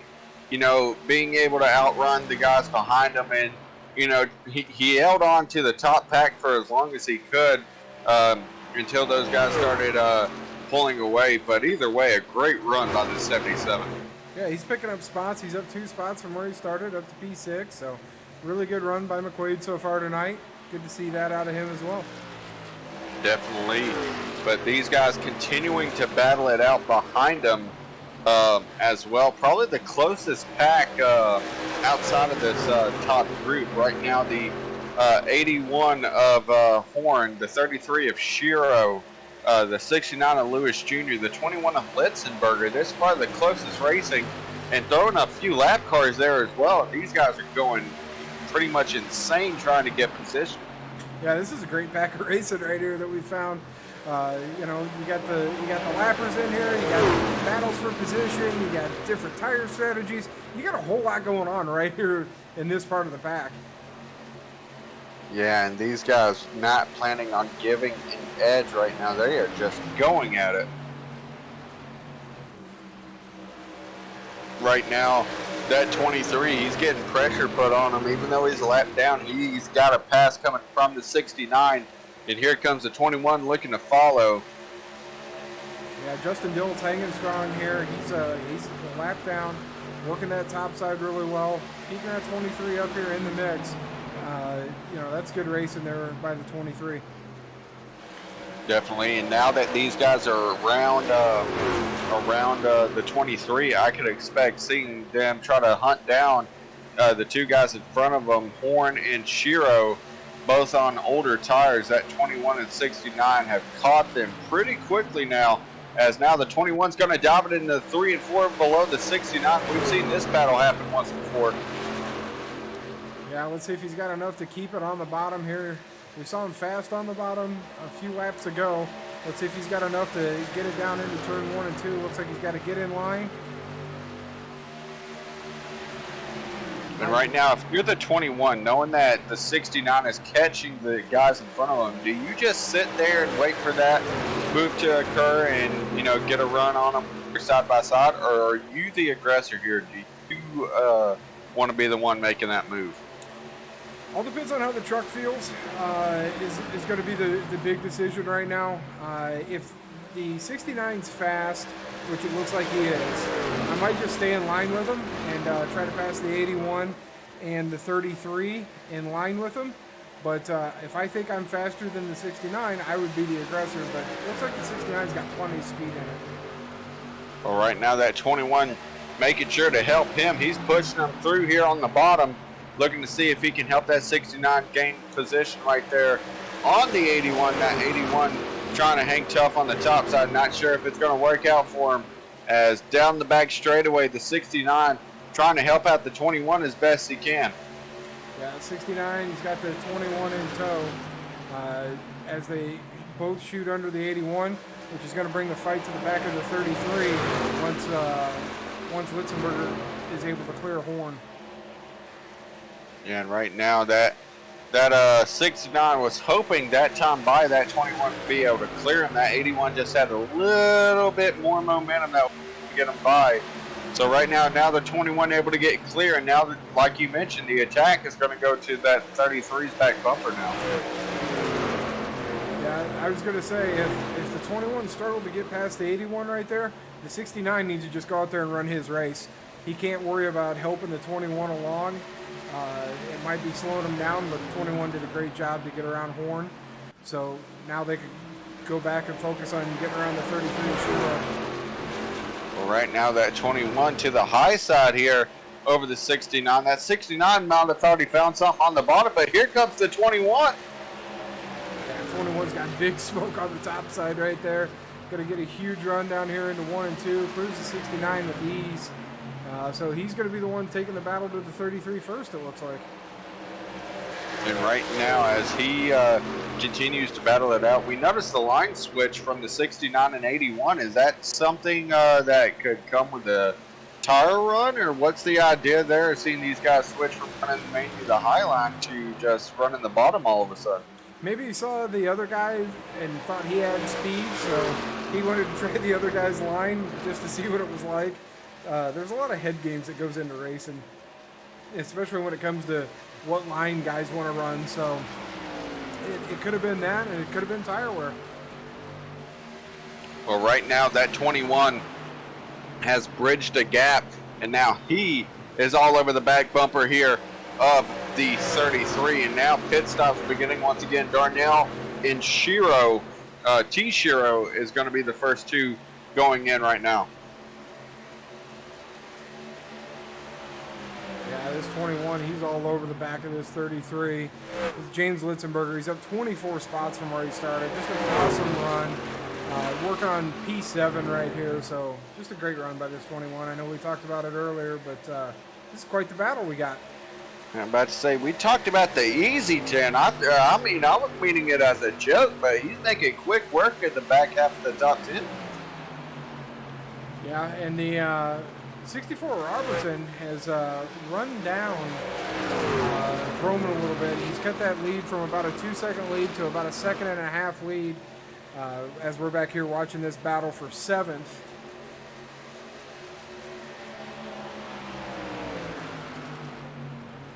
There he goes. He's right on by him. 69 is going to follow him through on the bottom side. See if that 69 can clear the 33. Doesn't look like it's going to happen this time. Well, we know that 69 of Lewis Jr.'s got speed as well. And right now, these guys continue to make their march to the front. The 69 now making his move around Shiro. Yeah, next on the list is going to be my pick, the 77 on McQuaid, who's going to be quite the gap to get to McQuaid. But, ooh, a little blink out of Litzenberger there. I got nervous, thought he might have left us. About to say, that would have been heartbreaking. Definitely heartbreaking if that would have happened. My heart skipped a beat watching that. I was like, please, no, don't leave us now. We're on lap 71.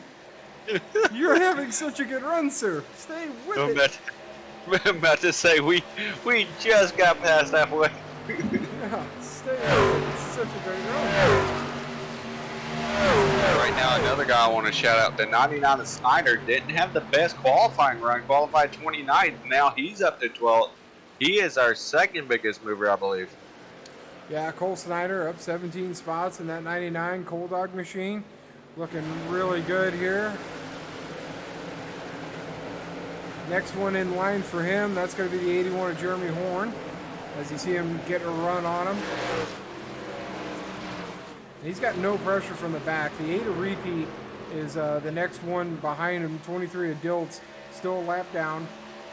So we don't even see the 8 of Repeat on the screen here. So he's got no pressure from the back. Battle's all out front for him as he's tracking down Jeremy Horn in that 81. And that's going to be the idea here, right in his windshield. He can see him as he's going to try to make his way into 11th and try to track his way down to Dustin Carroll, who has made his way into the top 10. Talk about somebody we haven't talked about today. Yeah, Carroll's having a good run as well. Up 8 spots in that 92 machine.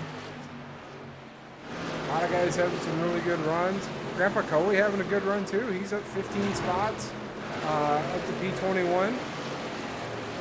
Still hanging on to that lead lap. Drew Trader still hanging on to the tail end of that lead lap.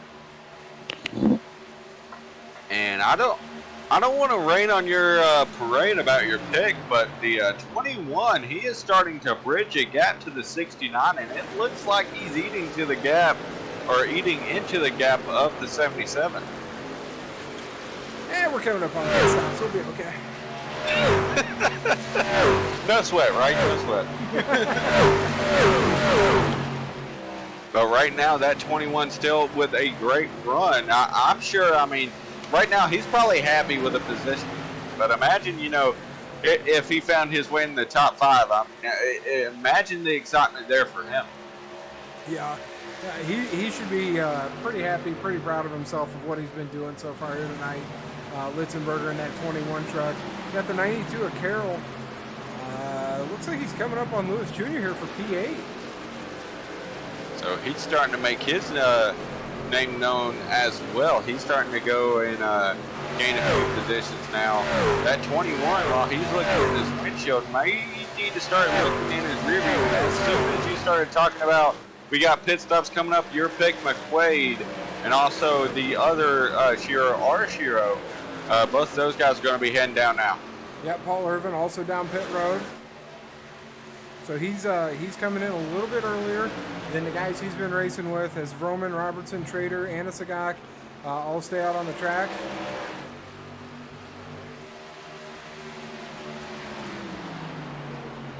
As these guys continue to run here, I mean, shout out to now Litzenberger. If you want to count it, even though it's under pit cycle, the 21 has officially made its way into the top 5. Picked up 5 easy spots right there. He's only got 5 more to go. Talk about the 5 easy. This the easiest 5 spots, right? Yeah, next easiest spots, those are the 5 easiest.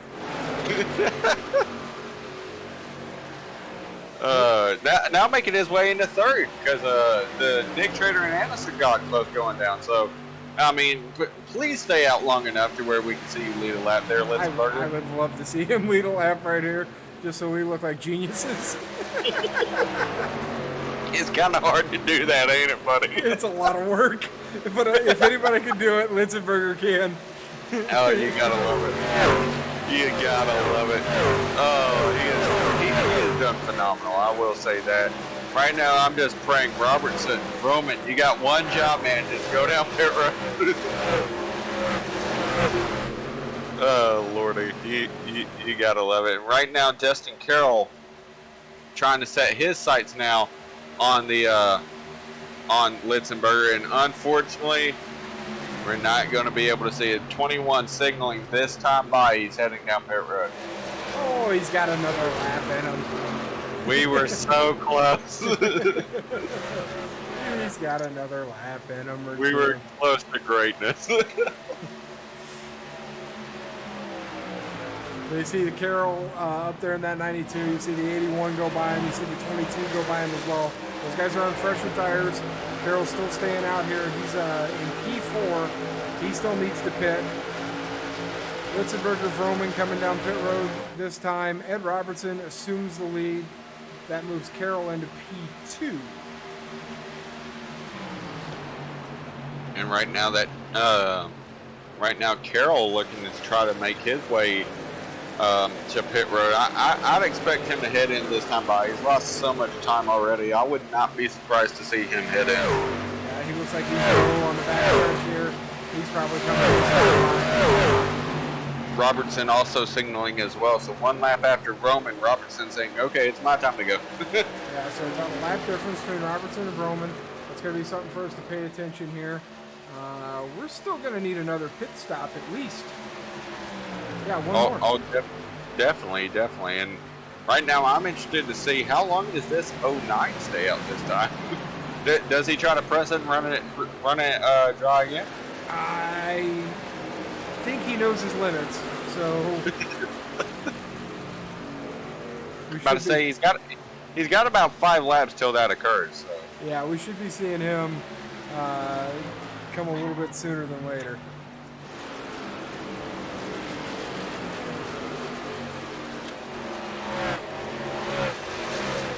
We got Repeat up here in the lead now.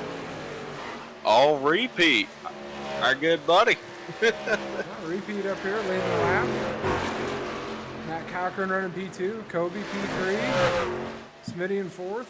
Repeat coming down pit road, hard on the brakes, sliding around. He gets her woed down in time. I'd say coming in a little bit hot. I'd say don't smoke it up too bad, Smitty's somewhere close. Not far behind him as Smitty comes down pit road. Oh, Lord. Cowboy stays out to lead this lap. Interestingly enough, like you mentioned, right there, Smitty is right behind him. Oh, you gotta love it. So it looks like Roman's going to cycle out to be our leader. Once green flag cycle, looks like we're going to have Roman, Anasagak, Robertson, Irvin. These guys still trying to press that 19 though. He's saying, okay, I'm gonna lead a few laps. I'm gonna enjoy my time out here. And he was one of the guys to try to stretch it a little bit. So he's gonna try to do that once again here and see if that can't get him a little bit of an advantage. Yeah, Cowboy out here working hard for the TV time. We'll give it to him. We're not afraid of it. Definitely. And talking about once again, you know, we've been talking about him for the past few weeks. I think I picked him also last week. So he's probably thankful I didn't do it again this week. Maybe pulling off some sort of strategy. But like you mentioned, definitely working hard, and he's trying to see if he can put that 19 in victory lanes. But right now he's going to have to try to get it woed up to see if he can put that 19 down pit road. What happened to Nick Trader? He's back here in 30th. Whoa. Okay, that's a big difference. Yeah, what happened here? Did he get a speeding penalty and we missed it? I'm not too sure. He may have, but right there, he's one down just in front of his brother. That is tough for the 56. That's Robertson battling on the inside. Robertson's in P2. I just realized what happened. You And got I it? don't want to talk about it. I don't want to talk about it. You're not going to say commentator Chris, are you? Why'd you have to say it? Oh, my bad. Well, there goes the budget. Yeah, We might as well just get sponsored by M&M's at this point. we really should. Here's Justin Anasagak. He's got it back up to P3. Right there behind Nick Trader, who had some sort of issue. I'm sorry, everybody out there at Twitch, all the Nick Trader fans. Sorry that we missed it, but something has happened to the 56. And right now, from what I'm reading, it was nothing. From what I'm seeing on the driver's boards where we see penalties or anything like that, I don't see anything but the 56 receiving a penalty from iRacing or from race control. So maybe slid through the box, maybe. I don't know. What would make you lose that much time? Man, I don't know. I hate it for him. You know, we've seen this 56 week in and week out be so fast. We've seen him up here battling too wide for the lead. Jeez Louise. Well, right now, talking about the battle for the lead, it's pretty much non-existent. That 95 has just said bye-bye to everyone behind him, as right now he holds on to the lead, a 5-second gap to Robertson. I really thought you were going to go into some in-sync bye right there. I really did. I was preparing myself for it. See, if I did that though, I think the view count would drop from the 14 it is now to where we'd be back to zero. We'd be back to square one. Shout out to the 14 out there joining us live here on the XRN. Did I get it right? XRN? XRN, Expert Racing Network. There you go. Look at that. I'm getting good. It took me 5 weeks. So shout out to you 14 for watching this great race that these guys are putting on. Guys like Nick Vroman out here leading this thing by like 5 seconds over P2 of Ed Robertson. I'd say I don't think we've seen a battle this dominant or a race this dominated since old Phoenix. So I mean, that 95 is just holding tough out here in the lead right now. He is not letting anyone else catch him. Robertson right now though, he's trying his best now, knocked it down to a 4-second gap. I think the tech shed's going to be extra busy when the 95 rolls through it this evening. I'm about to say the graphics guy might as well just make the graphic for next week as well. Drew, if you're listening to this, man, you know, just save yourself some time, my friend. Drew's awful busy hanging on to this race. He's back there 34th, lap down. I think he's got a lot more on his mind. Yeah, things not going his way right now. He was super fast, super early. So unfortunate to see that. So we see Quimby here racing in the top 10. Here's our guy Litzenberger in the 21. He's in 11th.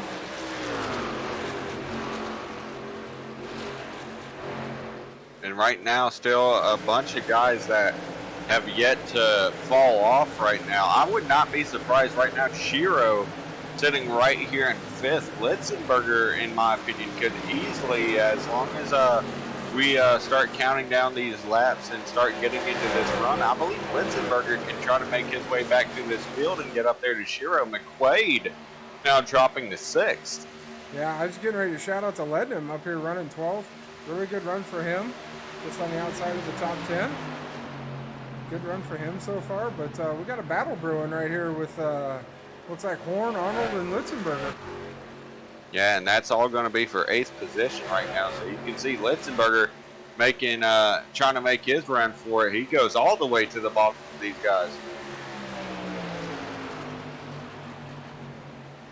Really good racing here so far tonight.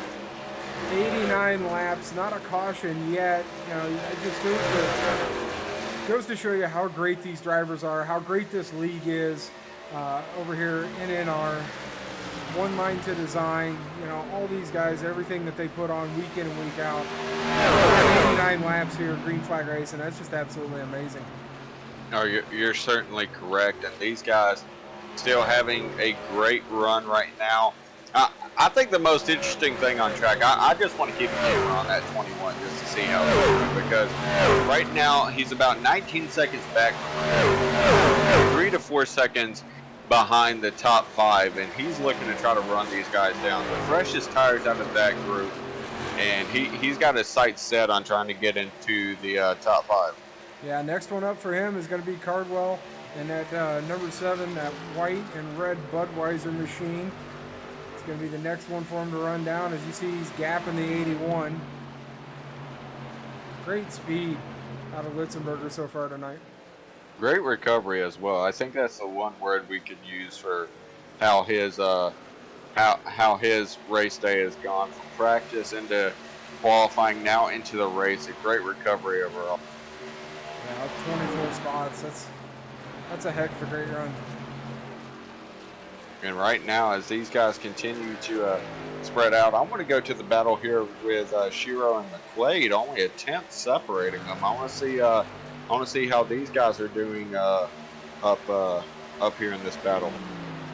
So this is a battle for 5th place. You got McQuaid in 77 in 5th. You got Shiro in that yellow 33, yellow and purple 33. They're getting pretty close. Definitely a pretty nice battle we're seeing out of Shiro, one of the oldest tires out of anyone in the field. He's been the guy that usually triggers our pit stop, so he's the guy on the oldest tires. McQuaid came in about a lap or so after him, so right now you're staring at the guys that probably have the oldest tires out of the entire field. Yeah, that's a lot of work for these guys. As we take a look at Shiro. You know, once these tires wear, you know, you start giving up time, and you gotta move around the lines a little bit and figure out where your truck's gonna be fast on that lap. Well, right now he is definitely trying to hold on to what he has to salvage a good position. Only a few laps away from 100 completed in this race, and then we can start the countdown after that towards the final few laps of this race. Definitely running caution free, but I know one guy, if there's one person that wants a caution, I'm sure it's either Robertson or Anasagak. Yeah, Anasagak for sure is going to want a caution. You know, we've seen a little bit of damage on the right rear of that 18 truck, so he would love to see a caution so he could get that thing in there, get his virtual target pit crew to work on it for him. One guy that would not like to see a caution is this 95 Nicholas Roman. Oh, certainly. You know, just right now, I think it's nice when the only guys you're racing are the lap traffic. I think that's a nice feeling. The only guys that you're having to pass are the guys that you're having to lap. Yeah, it's the only thing he's working on right now. Looks like he's coming up on 22. Oh, we switch camera angles. He's not coming up on the 22. No, 22, right now. That's for position with Quimby. That's P11. Right now, the 95 actually getting around the 12 of Darnell, so that was who the 95 was attacking. But you're talking about the battle between the 22 and the 36. These guys still holding on to this battle. This is the battle that Litzenberger pulled away from, and now Carroll was able to get around these guys. Justin Carroll able to make quick work of this three trucks right here of the 22 of Arnold, the 81 of Horn, and the 36 of Quimby.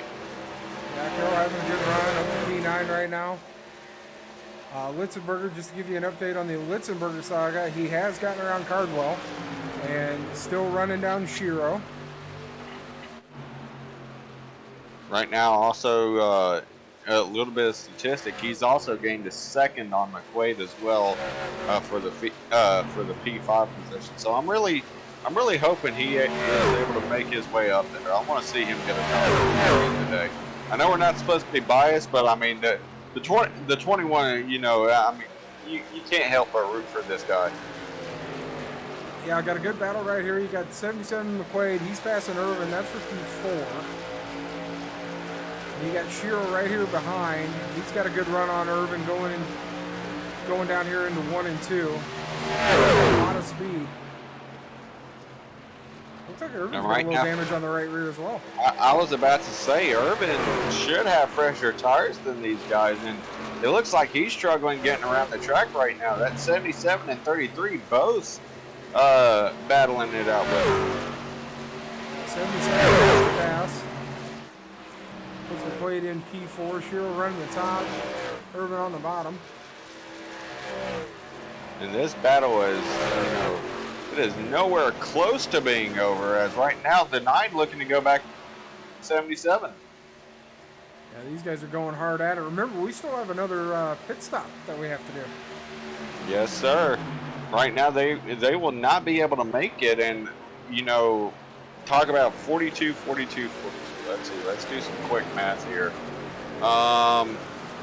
That'd be about 126 laps. So with about 9 laps to go will be when the last guy should pit, unless you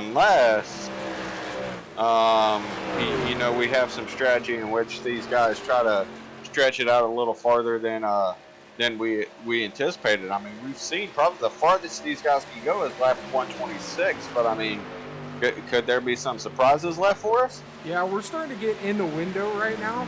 If you could make it to the end from here, it's a little early to go right now to the road to get those tires because the tires haven't fallen off enough, and they'll equalize out. And once they equalize out, once the leaders put their tires on, you're going to be in rough shape. But we're starting to make a move here probably in the next 10 to 12 laps. Do you think that might be the move that we might see could come from Shiro? Maybe McQuaid, who is moving their way into the top 4? Yeah, I would be looking for it out of guys like that. McQuaid, Shiro, Irvin maybe at this point, Cardwell, Litzenberger. I mean, there's a lot of guys that might play into this early strategy. Well, right now Litzenberger's still having a great run. He has caught what looks to be another second on this top 4. So he is reeling these guys in as they continue to try to battle it out little by little.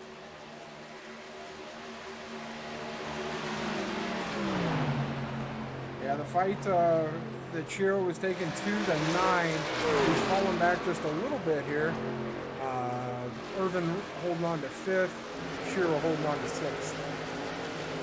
And right now, lap truck getting involved with these guys. So right now, the 9 of Irvin trying to use that to his advantage. Look back here a little bit. Check in on this battle again. Arnold, Horn, Quimby. Got Grandpa Cohen, who's a lap down right here, hanging on the back of this battle. But we've seen the 81 quite a bit tonight. Jeremy Horn, he's currently hanging on to 11th back here. And right now, he's trying to salvage a good finishing position. It seemed like everything went downhill for him after the contact with Nick Trader. He started dropping back and now is able to recover himself in 11th. So, and oh! Contact between the lap truck there and the 77 of McQuaid. Definitely something we did not want to see. Yeah, that's not good. That's going to cost McQuaid a lot of speed. As you see Irvin get by him here on the bottom side. Definitely not a lot of damage here on the 77. Let's see if we can take a look at it. Nose looks pretty clean. Left side looks good. Tail looks good.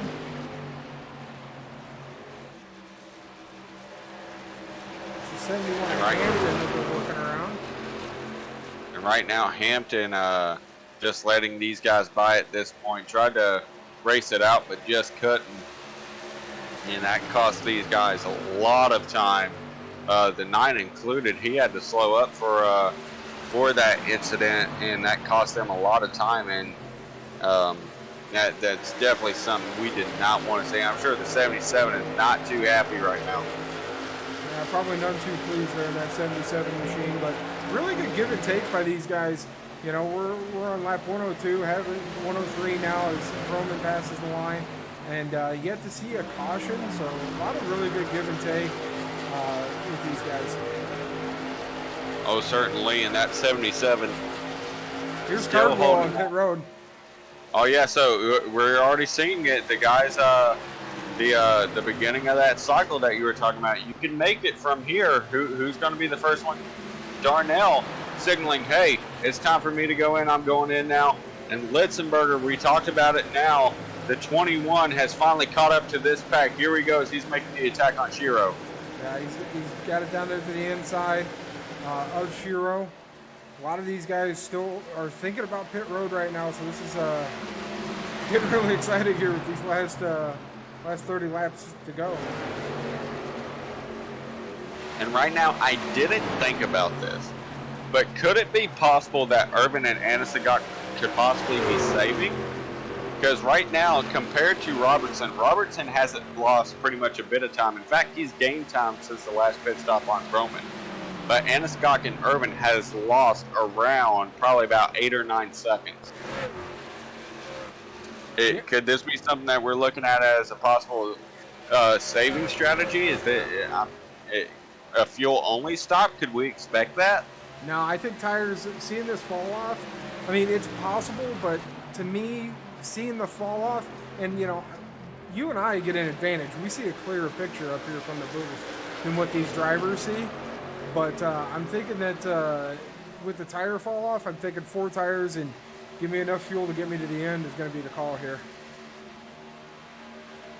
Well, 81 right now, Horn down pit road. Yep, these guys counting down pit stops as right now McQuaid still having to hold off these guys behind him. And you can see the battle is really getting exciting for these guys right now. McQuaid holding on to the 4th spot. Irvin trying to hold off Litzenberger for 5th. And oh, what a block there by Irvin to Litzenberger on the entry of 3 and 4. Huge move by Irvin to get down there to the bottom to get in front of that 21. Huge move right there. He knew what was coming. He had scouted that out from how or from how Litzenberger was running these corners from before, and he was able to put a huge block there to stall the momentum of that 21. 33 Shiro's on pit road right now, along with Josh Arnold and Quimby. So right now you can see these guys trying to see if this, if their long run strategy will try to force some of these other guys who are hoping for a short run strategy to go ahead and go in. Does that play a little bit of a mind game, seeing guys go in right now just be like, okay, well, what if they gain too much time? Is that something that creeps in the back of your mind? Absolutely. As old truck around on pit road. You see who it was? I'm not sure. I saw it was a red truck on pit road. Let's see here. Might have been Boone. It could have been Boone. It most certainly could have. Yeah, I believe it was. So no caution, but definitely a tough break there for the 38 of Boone. Right now, continuing on, the 21 trying to make his way into the top 4. Right now, to give you a read on our top 5, first is Roman, second is Robertson, third is Anisagok, fourth is McQuaid, fifth is Litzenberger. Then you got Paul Irvin in 6th, 7th you got Carroll, 8th you got Repeat, 9th you got Bain, and 10th you got Quinones as we're cycling through this last green flag stop. And right now, this is probably going to be the longest, the longest pit window we've seen today. Yeah, absolutely. I will say that one. Absolutely, absolutely. You see Shiro getting around Irvin. You see all that speed that Shiro has. He's on the fresh tires. You see Cardwell here in the 7 coming up on Irvin. He's on the fresh tires. Cardwell was one of the first ones to go in. 16 of Bain's in. 98 of Quinones is in. And right now, that 21, his main focus, I'd assume, is trying to keep that 77 behind him, knowing that that 33 was able to get so much momentum ahead of them. Yeah, the 21's hanging on to his next stop. You know, it's coming down to when do you think you can maximize these tires? You know, is it 25 laps? Is it 15 laps? Is it 20 laps? I mean, what is the number that these drivers? Ooh, got a slow one down there on the apron. Yeah, that's Robertson. Not sure if he missed pit road or what happened, but a lot of these guys, they're fanning out in front of them. So I'm not sure what's going on, but McQuaid went down. Robertson might be out of fuel. I think Robertson might have missed pit road there. Yeah, it looks like it. He's back up to speed, but yeah, that is heartbreak there for Robertson. He had such a good run, running in second, and now he's going to lose so much time to Anisagok. Yeah, Anisagok staying out. Roman's in this time, so Anisagok takes the lead, gives P2 to Litzenberger in that 21 that we've been talking about all night long. Robertson hit pit road this time. Yeah, so definitely a mistake there, and a very unfortunate one.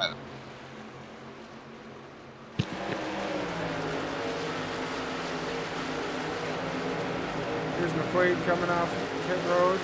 Little 3 wide as he comes off pit road with Irvin. And the 09.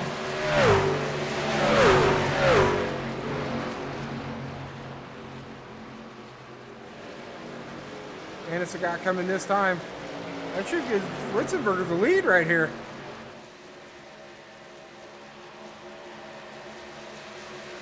And right now, you're exactly right. We've been waiting all race long. And now the 21, as soon as he gets the lead, he's signaling 21 in, this time by. So the 21 looking to be the last guy heading down pit road. I'm not sure what strategy this will open up for him, but he is just saying, hey, I'm going in, guys, I'm going in. So hopefully, mistake-free. Let's see where this puts the 21 in terms of strategy. Yeah, and this should stand out a little bit longer. He should be taking a little bit less fuel load than everybody else, which means less time on pit road. So that should work out for him to have a little bit faster of a pit stop than some of these guys.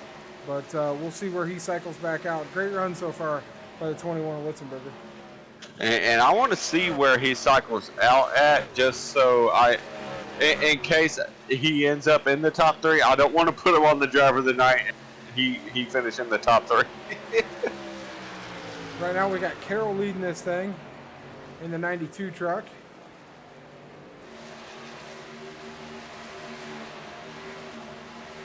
You know what? I'll go ahead. I'll put him on there just in case. We still have a little bit to go, but right now you can see a bunch of guys exiting here off of pit road. Nick Trader with a recovery here on this pit cycle. He's back in the 6th, yet to go in though. Yeah, I was going to say, I think he's yet to pit. I think he's still out here with Carroll, Cowboy.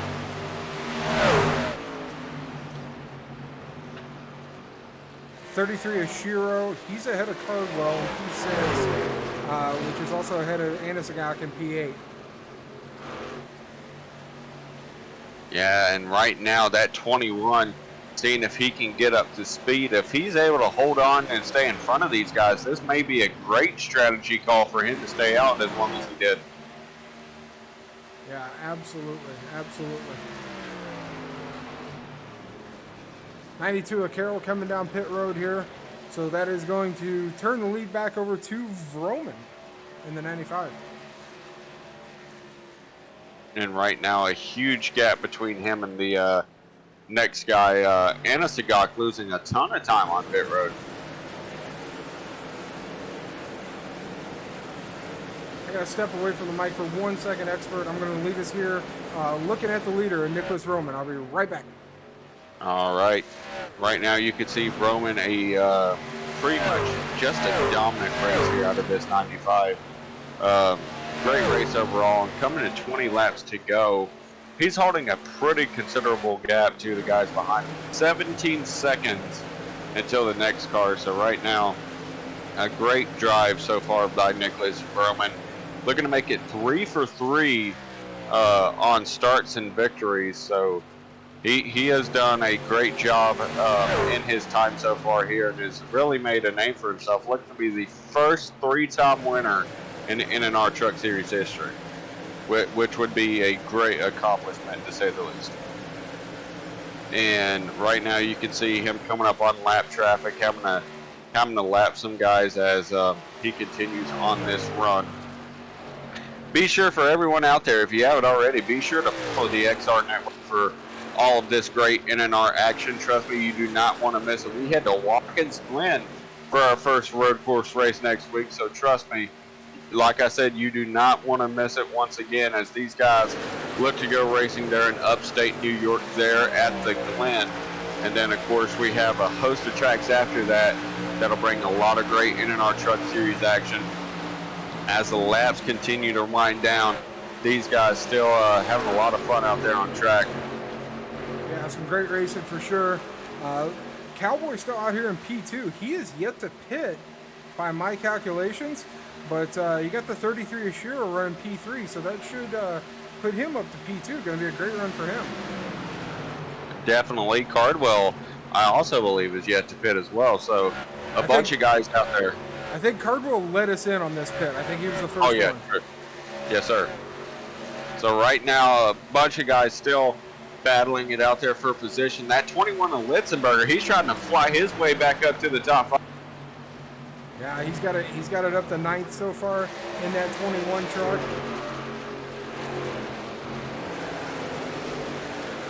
Right now, seeing what all he can do to try to make his way back up there. And speaking of speed, a guy trying to go from being 1 lap down, he's trying to see if he can find a way to do the impossible and get his lap back. Nick Trader right there following the 21 as well. So maybe that 21 could get a little help there from the 56 up to the front. Yeah, him and that 56 hooking up and marching to the front. That'd be great for both of them. No, certainly. As right now, the next guy on that 21's list, we're going to be focusing on, or he's going to be focusing on Horn as being the next guy to take down for a position, as it's going to be Horn, McQuaid, and Cardwell the next 3 in front of him. You see might have saw the pass at the top of the screen there, but Anna Sagak has gotten around Cowboy. So is Shiro. These fresh tires are just starting to outrun the 19 right now. And right now it's going to be a question, how long can this 19 stay out? By my calculations, he can only stay out till about 9 laps to go. So he is really banking on a caution coming out, in my opinion. Absolutely banking on a caution, because at this point, with where everybody is pitted, most everybody can come back and put tires back on this thing, which would put him, P4, put him right there in the mix for this thing at the end.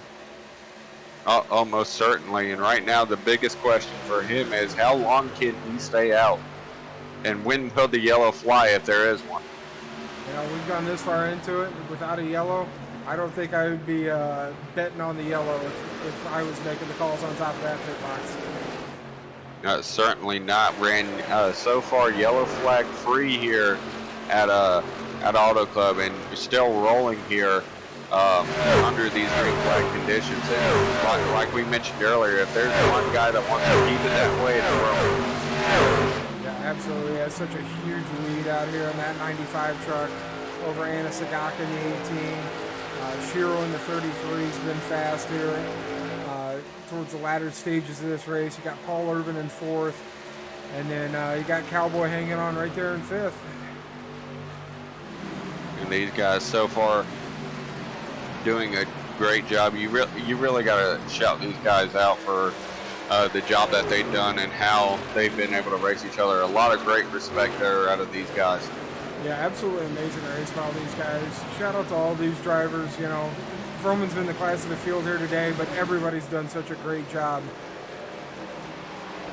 And right now, the 19's going to head into pit. He's got to yield the position. Yep, he's got to give it up. He's got to get the fuel. Now, remember, he's going to be on a really light fuel strategy right here, so this will be a fast stop. So he'll have tires. He can get back out here.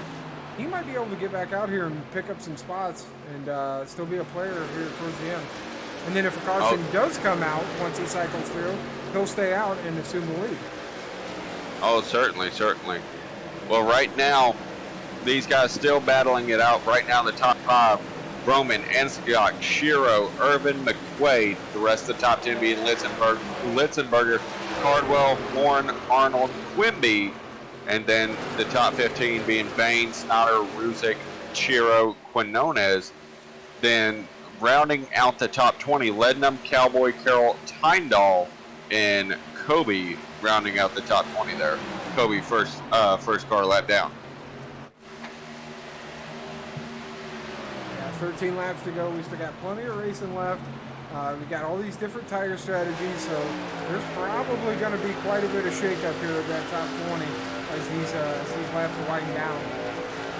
Oh, certainly. These guys still pushing it here in these final few laps. They're trying to get every position they possibly can.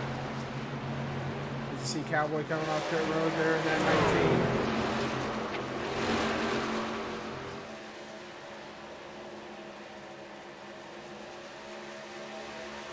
And right now, your pick right now sitting in 5th position right now.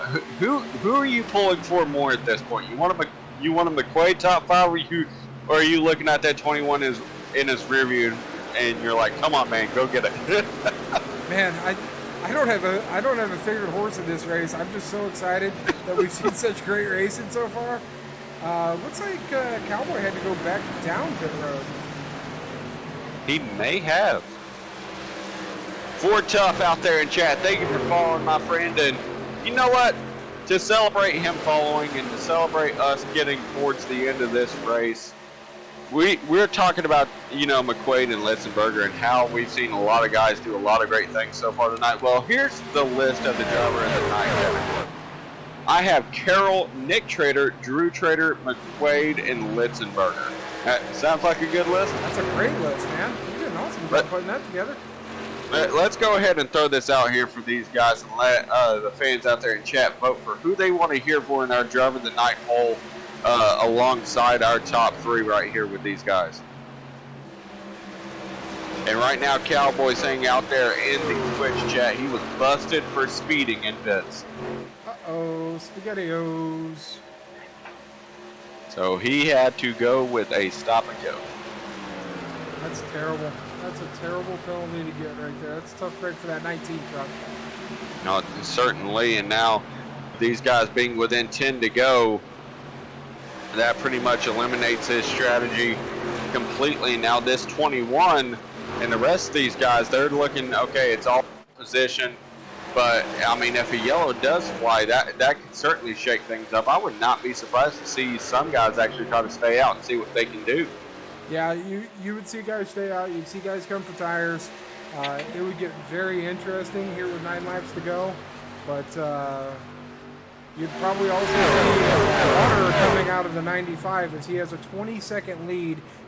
He would be crying big alligator tears to see a caution at this point in the race. I think that'd be a little bit heartbreaking. Hands would get sweaty real quick. I would say that. Yeah, for sure, for sure. Because if we saw how quick these guys were battling, or how rough these guys were battling with each other, you know, only 26 laps into this race. Imagine if it's 2 laps to go or 1 lap to go. Oh, Lordy, I could only imagine that. But these guys still battling it out. Anna Sagak, I mean, a 20-second lead. He 20 seconds behind Broman. I mean, that's just that is a huge gap. I can't even think about that. Yeah, it's just absolutely impressive how far the 95's gone out here. We got a battle for P10 right here between Bain and Quimby. We got Bain down here in the 16, Quimby up there in the 36. This is a battle for P10. And we're about to have, you remember the 4-car battle we originally had for between the 33, 9, 77, and 21? Yeah, well, it's about to get heated up once again. These guys are back together. Here they are once again. Got the 9 of Paul Irvin, 33 of Shiro. Right behind looks like the lap truck of the 56 of Nick Trader. And Drew Trader. Nick and Drew in those one Mind to Design trucks right ahead of this battle. And these guys, they are going at it behind them. The 77 and 21 trying to push their way up to this lead pack to see if they can't get this position. Yeah, you got Irvin running here in P3. So there's a lot on the line for these. As you see the 21 of Litzenberger drop it down to the inside of the 77 of McQuaid.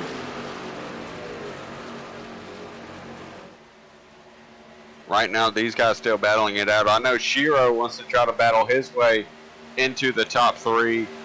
He's right there, right behind Irvin. So, I mean, I would not be surprised. Also out there in chat, ACP Racing, thank you for the follow, my friend. Welcome to the expert racing community. Hey, Arthur, thank you for the follow. Appreciate that. I know ACP Racing. But I was about to say, you said Arthur. I was like, oh, okay. Oh, yeah. I know ACP Racing. But right now, these guys still battling it out. And you know that 21, if he finds his way into the top 3, I mean, it's possible. It's right there in front of him. If he ends up winning this pole, I'm not sure how it would go. But right now, he's actually falling second to Nick Trader in tonight's poll. Oh, Nick Trader leading the poll.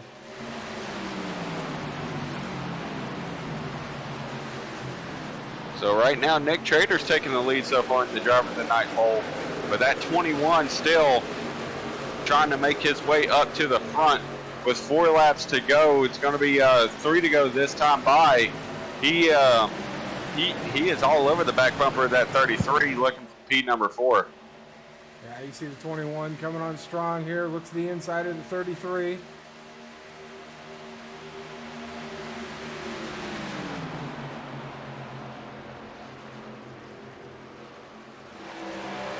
like he's got him cleared. Yeah, now with coming to 3 laps to go, he's going to have to be on the march now for 3rd. It is right in front of him. It's within grasp. Yeah, up 28 spots to P4 is that 21 of Litzenberger.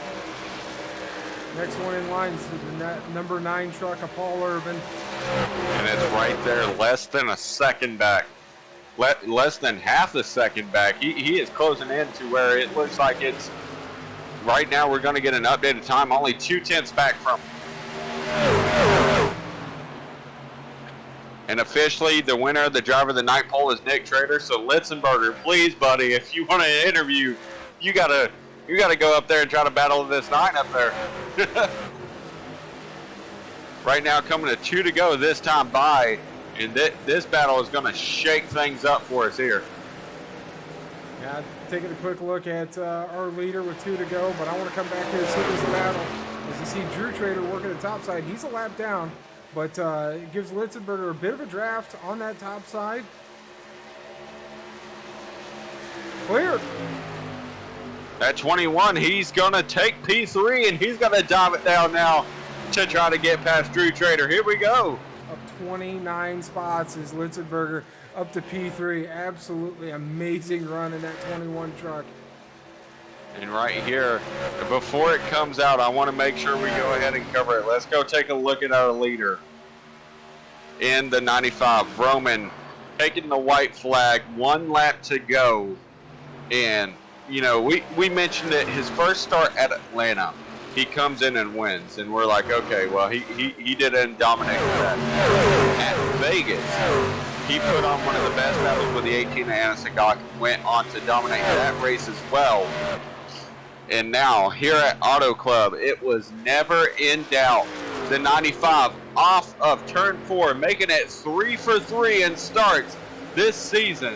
He's going to be out here in California enjoying it, feeling the California love.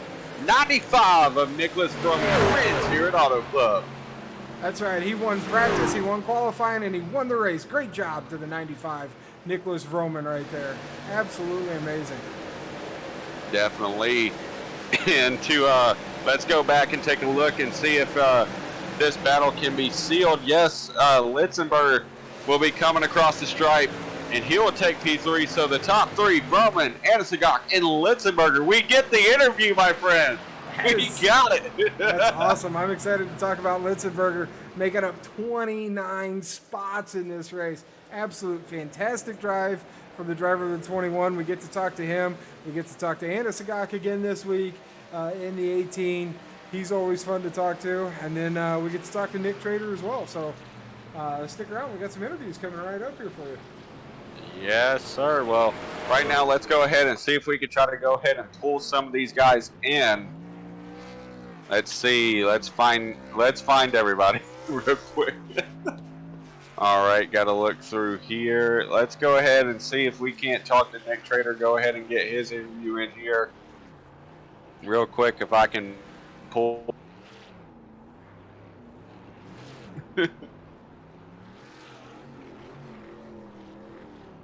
Let's see. There we go. All right. All right, Nick. It is Expert and Blair up in the booth. You got a copy, my friend? What's up? All right, man. We know it's probably not the result you wanted today, but you were able to win the driver of the night fan vote out here in chat, and the fans wanted to hear from you. So go ahead, my friend, and go ahead and describe your race for us. Like we said, we know it's probably not the race you wanted, but still, you were probably one of the fastest guys out there on track, and, I mean, you put a fight up with the 95 for the early portion of the race. A great run overall. Yeah, it was a good start. Having fun up there. Then I got ran over going in one on the straight by Horn, and they ended up dooring each other. I don't know what that was all about. And then after that, kind of recovered a little bit, and me and Asnagok, or however you say his last name, he decided to kind of drive the way he drives.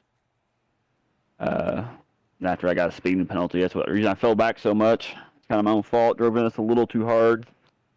Fell back and tried to recover, hoping for a caution on that last pit cycle, but never got it. So did what I could. Finished, I think, 22nd. Bad points today, but I'm thinking still should be in the lead if not close. Well, definitely still, still a good recovery by you, man. And once again, congratulations on winning the driver of the night vote. Any shout-outs from you, my friend? The league, of course, NNR, Cowboy, Coey for throwing this down for us. It's a good time racing here. You guys for doing a good broadcast for us. always enjoy listening to it and going back and rewatching it. And then, of course, my brother and one of my 2 design team. Good, always race for them. Try to have good finishes. Tonight wasn't that great, but we'll recover next week. Well, definitely. Congratulations once again, and go get them next week, man. We'll send you back to Race Room 1. Appreciate it. All right, and we're going to go ahead and pull in good old Litzenberger here to the broadcaster room. And Blair, I know we are both excited for this one. Let's go ahead and pull him in. All right, sounds good. All right, James Litzenberger himself. How you doing, my friend? A little bit tired. That was a run. I'm about to say, you worked your tail off in that race, so, I mean, give you that. And, you know, I was kind of cheering you on up here in the booth, so I'm going to let Blair do the journalism work. Blair, take it away. Man, what an absolutely amazing race. You gained 29 spots in that race. Tell us how you did it, man. Well, the first run just stayed out a little bit longer, got the tire advantage. Worked on a few things in practice for the last couple of days, getting into the corner, not burning up that right front. Wood Brothers Racing, they gave me a hell of a truck tonight. Ford Motorcraft truck was all in the mail. So, I don't know. I'm just beat. Man, that was amazing. We were up here in the booth. We started watching you right around that first pit cycle and keeping our eyes on you. And man, you put on a great show. Any other shout outs you'd like to get in tonight? I don't know, just NNR, Coey, Matt, thank you boys. Blair, thanks for hosting this thing. But I don't know. I want to be in this booth a couple more times for this year's out. Got a couple good tracks coming up. I think we got a good shot at it. Yeah, absolutely. You looking forward to the road course at Watkins Glen or more the tricky triangle of Pocono? Both. Excellent. So, About to say, can we take that as you calling your shot, or you know, are we looking too much into that? I mean, maybe third place or second place. I mean, as long as HD's out there running. I mean, he had a 20-something second lead on the rest of the field. I don't know how the hell I'm going to catch him or the other guys. Well, still, either way, congratulations again, man, and we're definitely hoping to talk to you again some more up here in the booth. So go celebrate, man. We're going to send you to General for the drivers' meeting. All right. Thank you, boys. Have a great night. And again, thank you, Blair. Thank you. Appreciate y'all. Yeah, congratulations, man. Great run. Well, we're sending him back up to General, and now we get to pull in our old favorite, Mr. Anasagok. All right. Well, Mr. Anasagok, you make it 2 races in a row that you're finishing, and you finish inside the top 3 in both of them. So that target truck's looking pretty nice, huh? Yeah, I guess it's a good luck charm. It's yeah. But about to say we didn't pick you in either of the last 2 weeks either, so we don't know. We might need to test the curse maybe in the upcoming weeks just to see if it is the truck. You know, you never know. You never know. Could you do it on HD? We've tried that. We think he might have broken the curse. Oh, thank God! Finally, someone did it.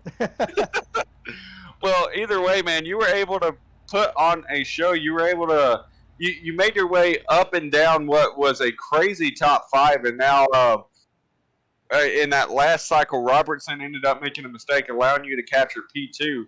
But I mean, what was the one thing that kept you from being able to stay with Roman? It looked like nobody could pass him in that original. It was just, I think it was clean air, and he can just hold everybody off on the top, and everybody behind him just wanted to race the whole time instead of trying to gang up on him. So we just fell back further and further and further and further. And then when pit stops, I think he just beat us again on pit stops too, you know. And then I got damage. I got doored by the 56. I don't know what he was thinking, but it gave me about 15 seconds of damage, and I was just losing time from there. Well, it's still a great performance by you.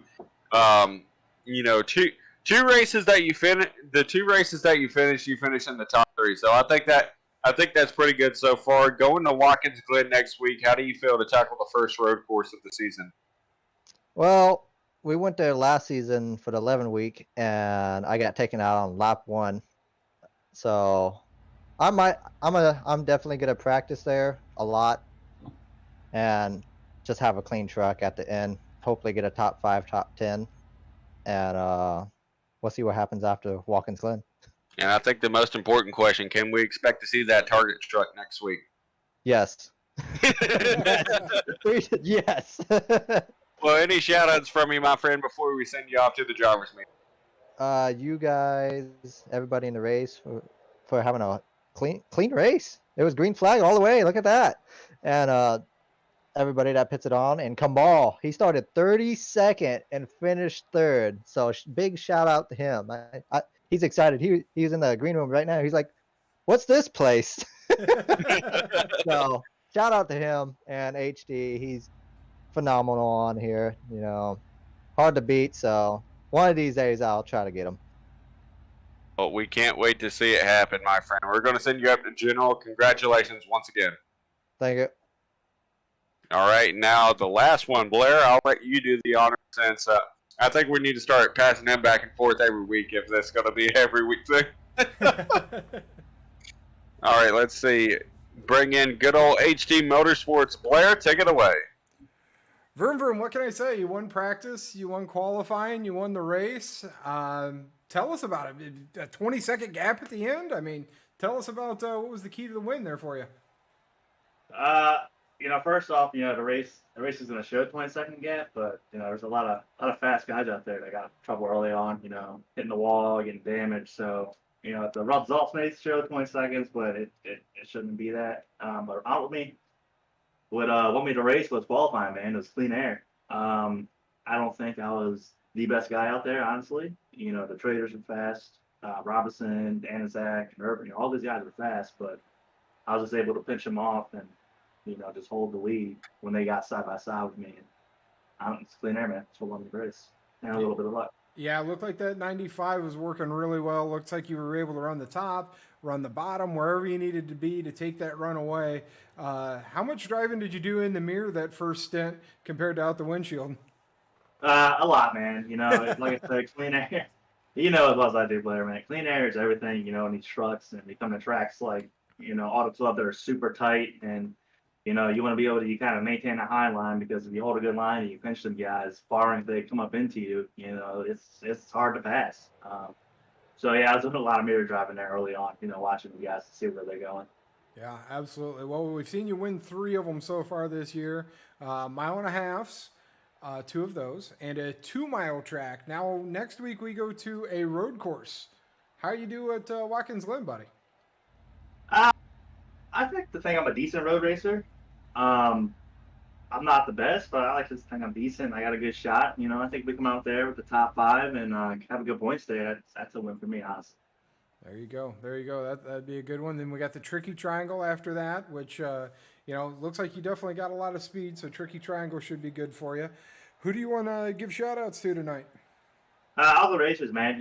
Green checkered. That what over 30 cars in the field. I mean, that speaks volumes of NNR. This is why I love them broadcasting their races on the Xbox days, and now racing with them on here. So shout out to everybody on the track, you guys in the booth, and I think my sister might be watching. I'm not sure. Shout out to her, but thank you, everybody. It was a great race. Absolutely, great job. Go out there, celebrate that win. We'll see you next Monday night and see how well you do at turning left and right. Thank you, man. Appreciate it. All right, buddy. Take care. All right, and Blair, that is another one in the books. Definitely a fun race, and I can't wait for our first road course next week. Man, it's going to be exciting. I'm really looking forward to it because some of these guys that are so dominant on these fast tracks. We just heard from Vroom Vroom Vroman that he considers himself a decent road course driver. So, we're going to see how good his decent is, and we might see some guys that we don't expect come up here and run towards the front as the road course breaks out. Definitely. But for everyone here at NNR, for Blair Patterson himself, go check him out. His link is in chat. Be sure to go share the stream also as well. Follow if you haven't already. But Once again, for everybody here at NNR, for everybody at the Expert Racing Network, for Blair Patterson, and of course myself, Expert Racing Joshua Franks, we want to thank you for joining us for another edition of the NNR iRacing Truck Series, sponsored by One Mind to Design. We just want to thank you for the support. Thank you for tuning in, and we will see you next time. We're going to go over and raid good old Windaval, so go check him out, and yeah, we'll catch you next time.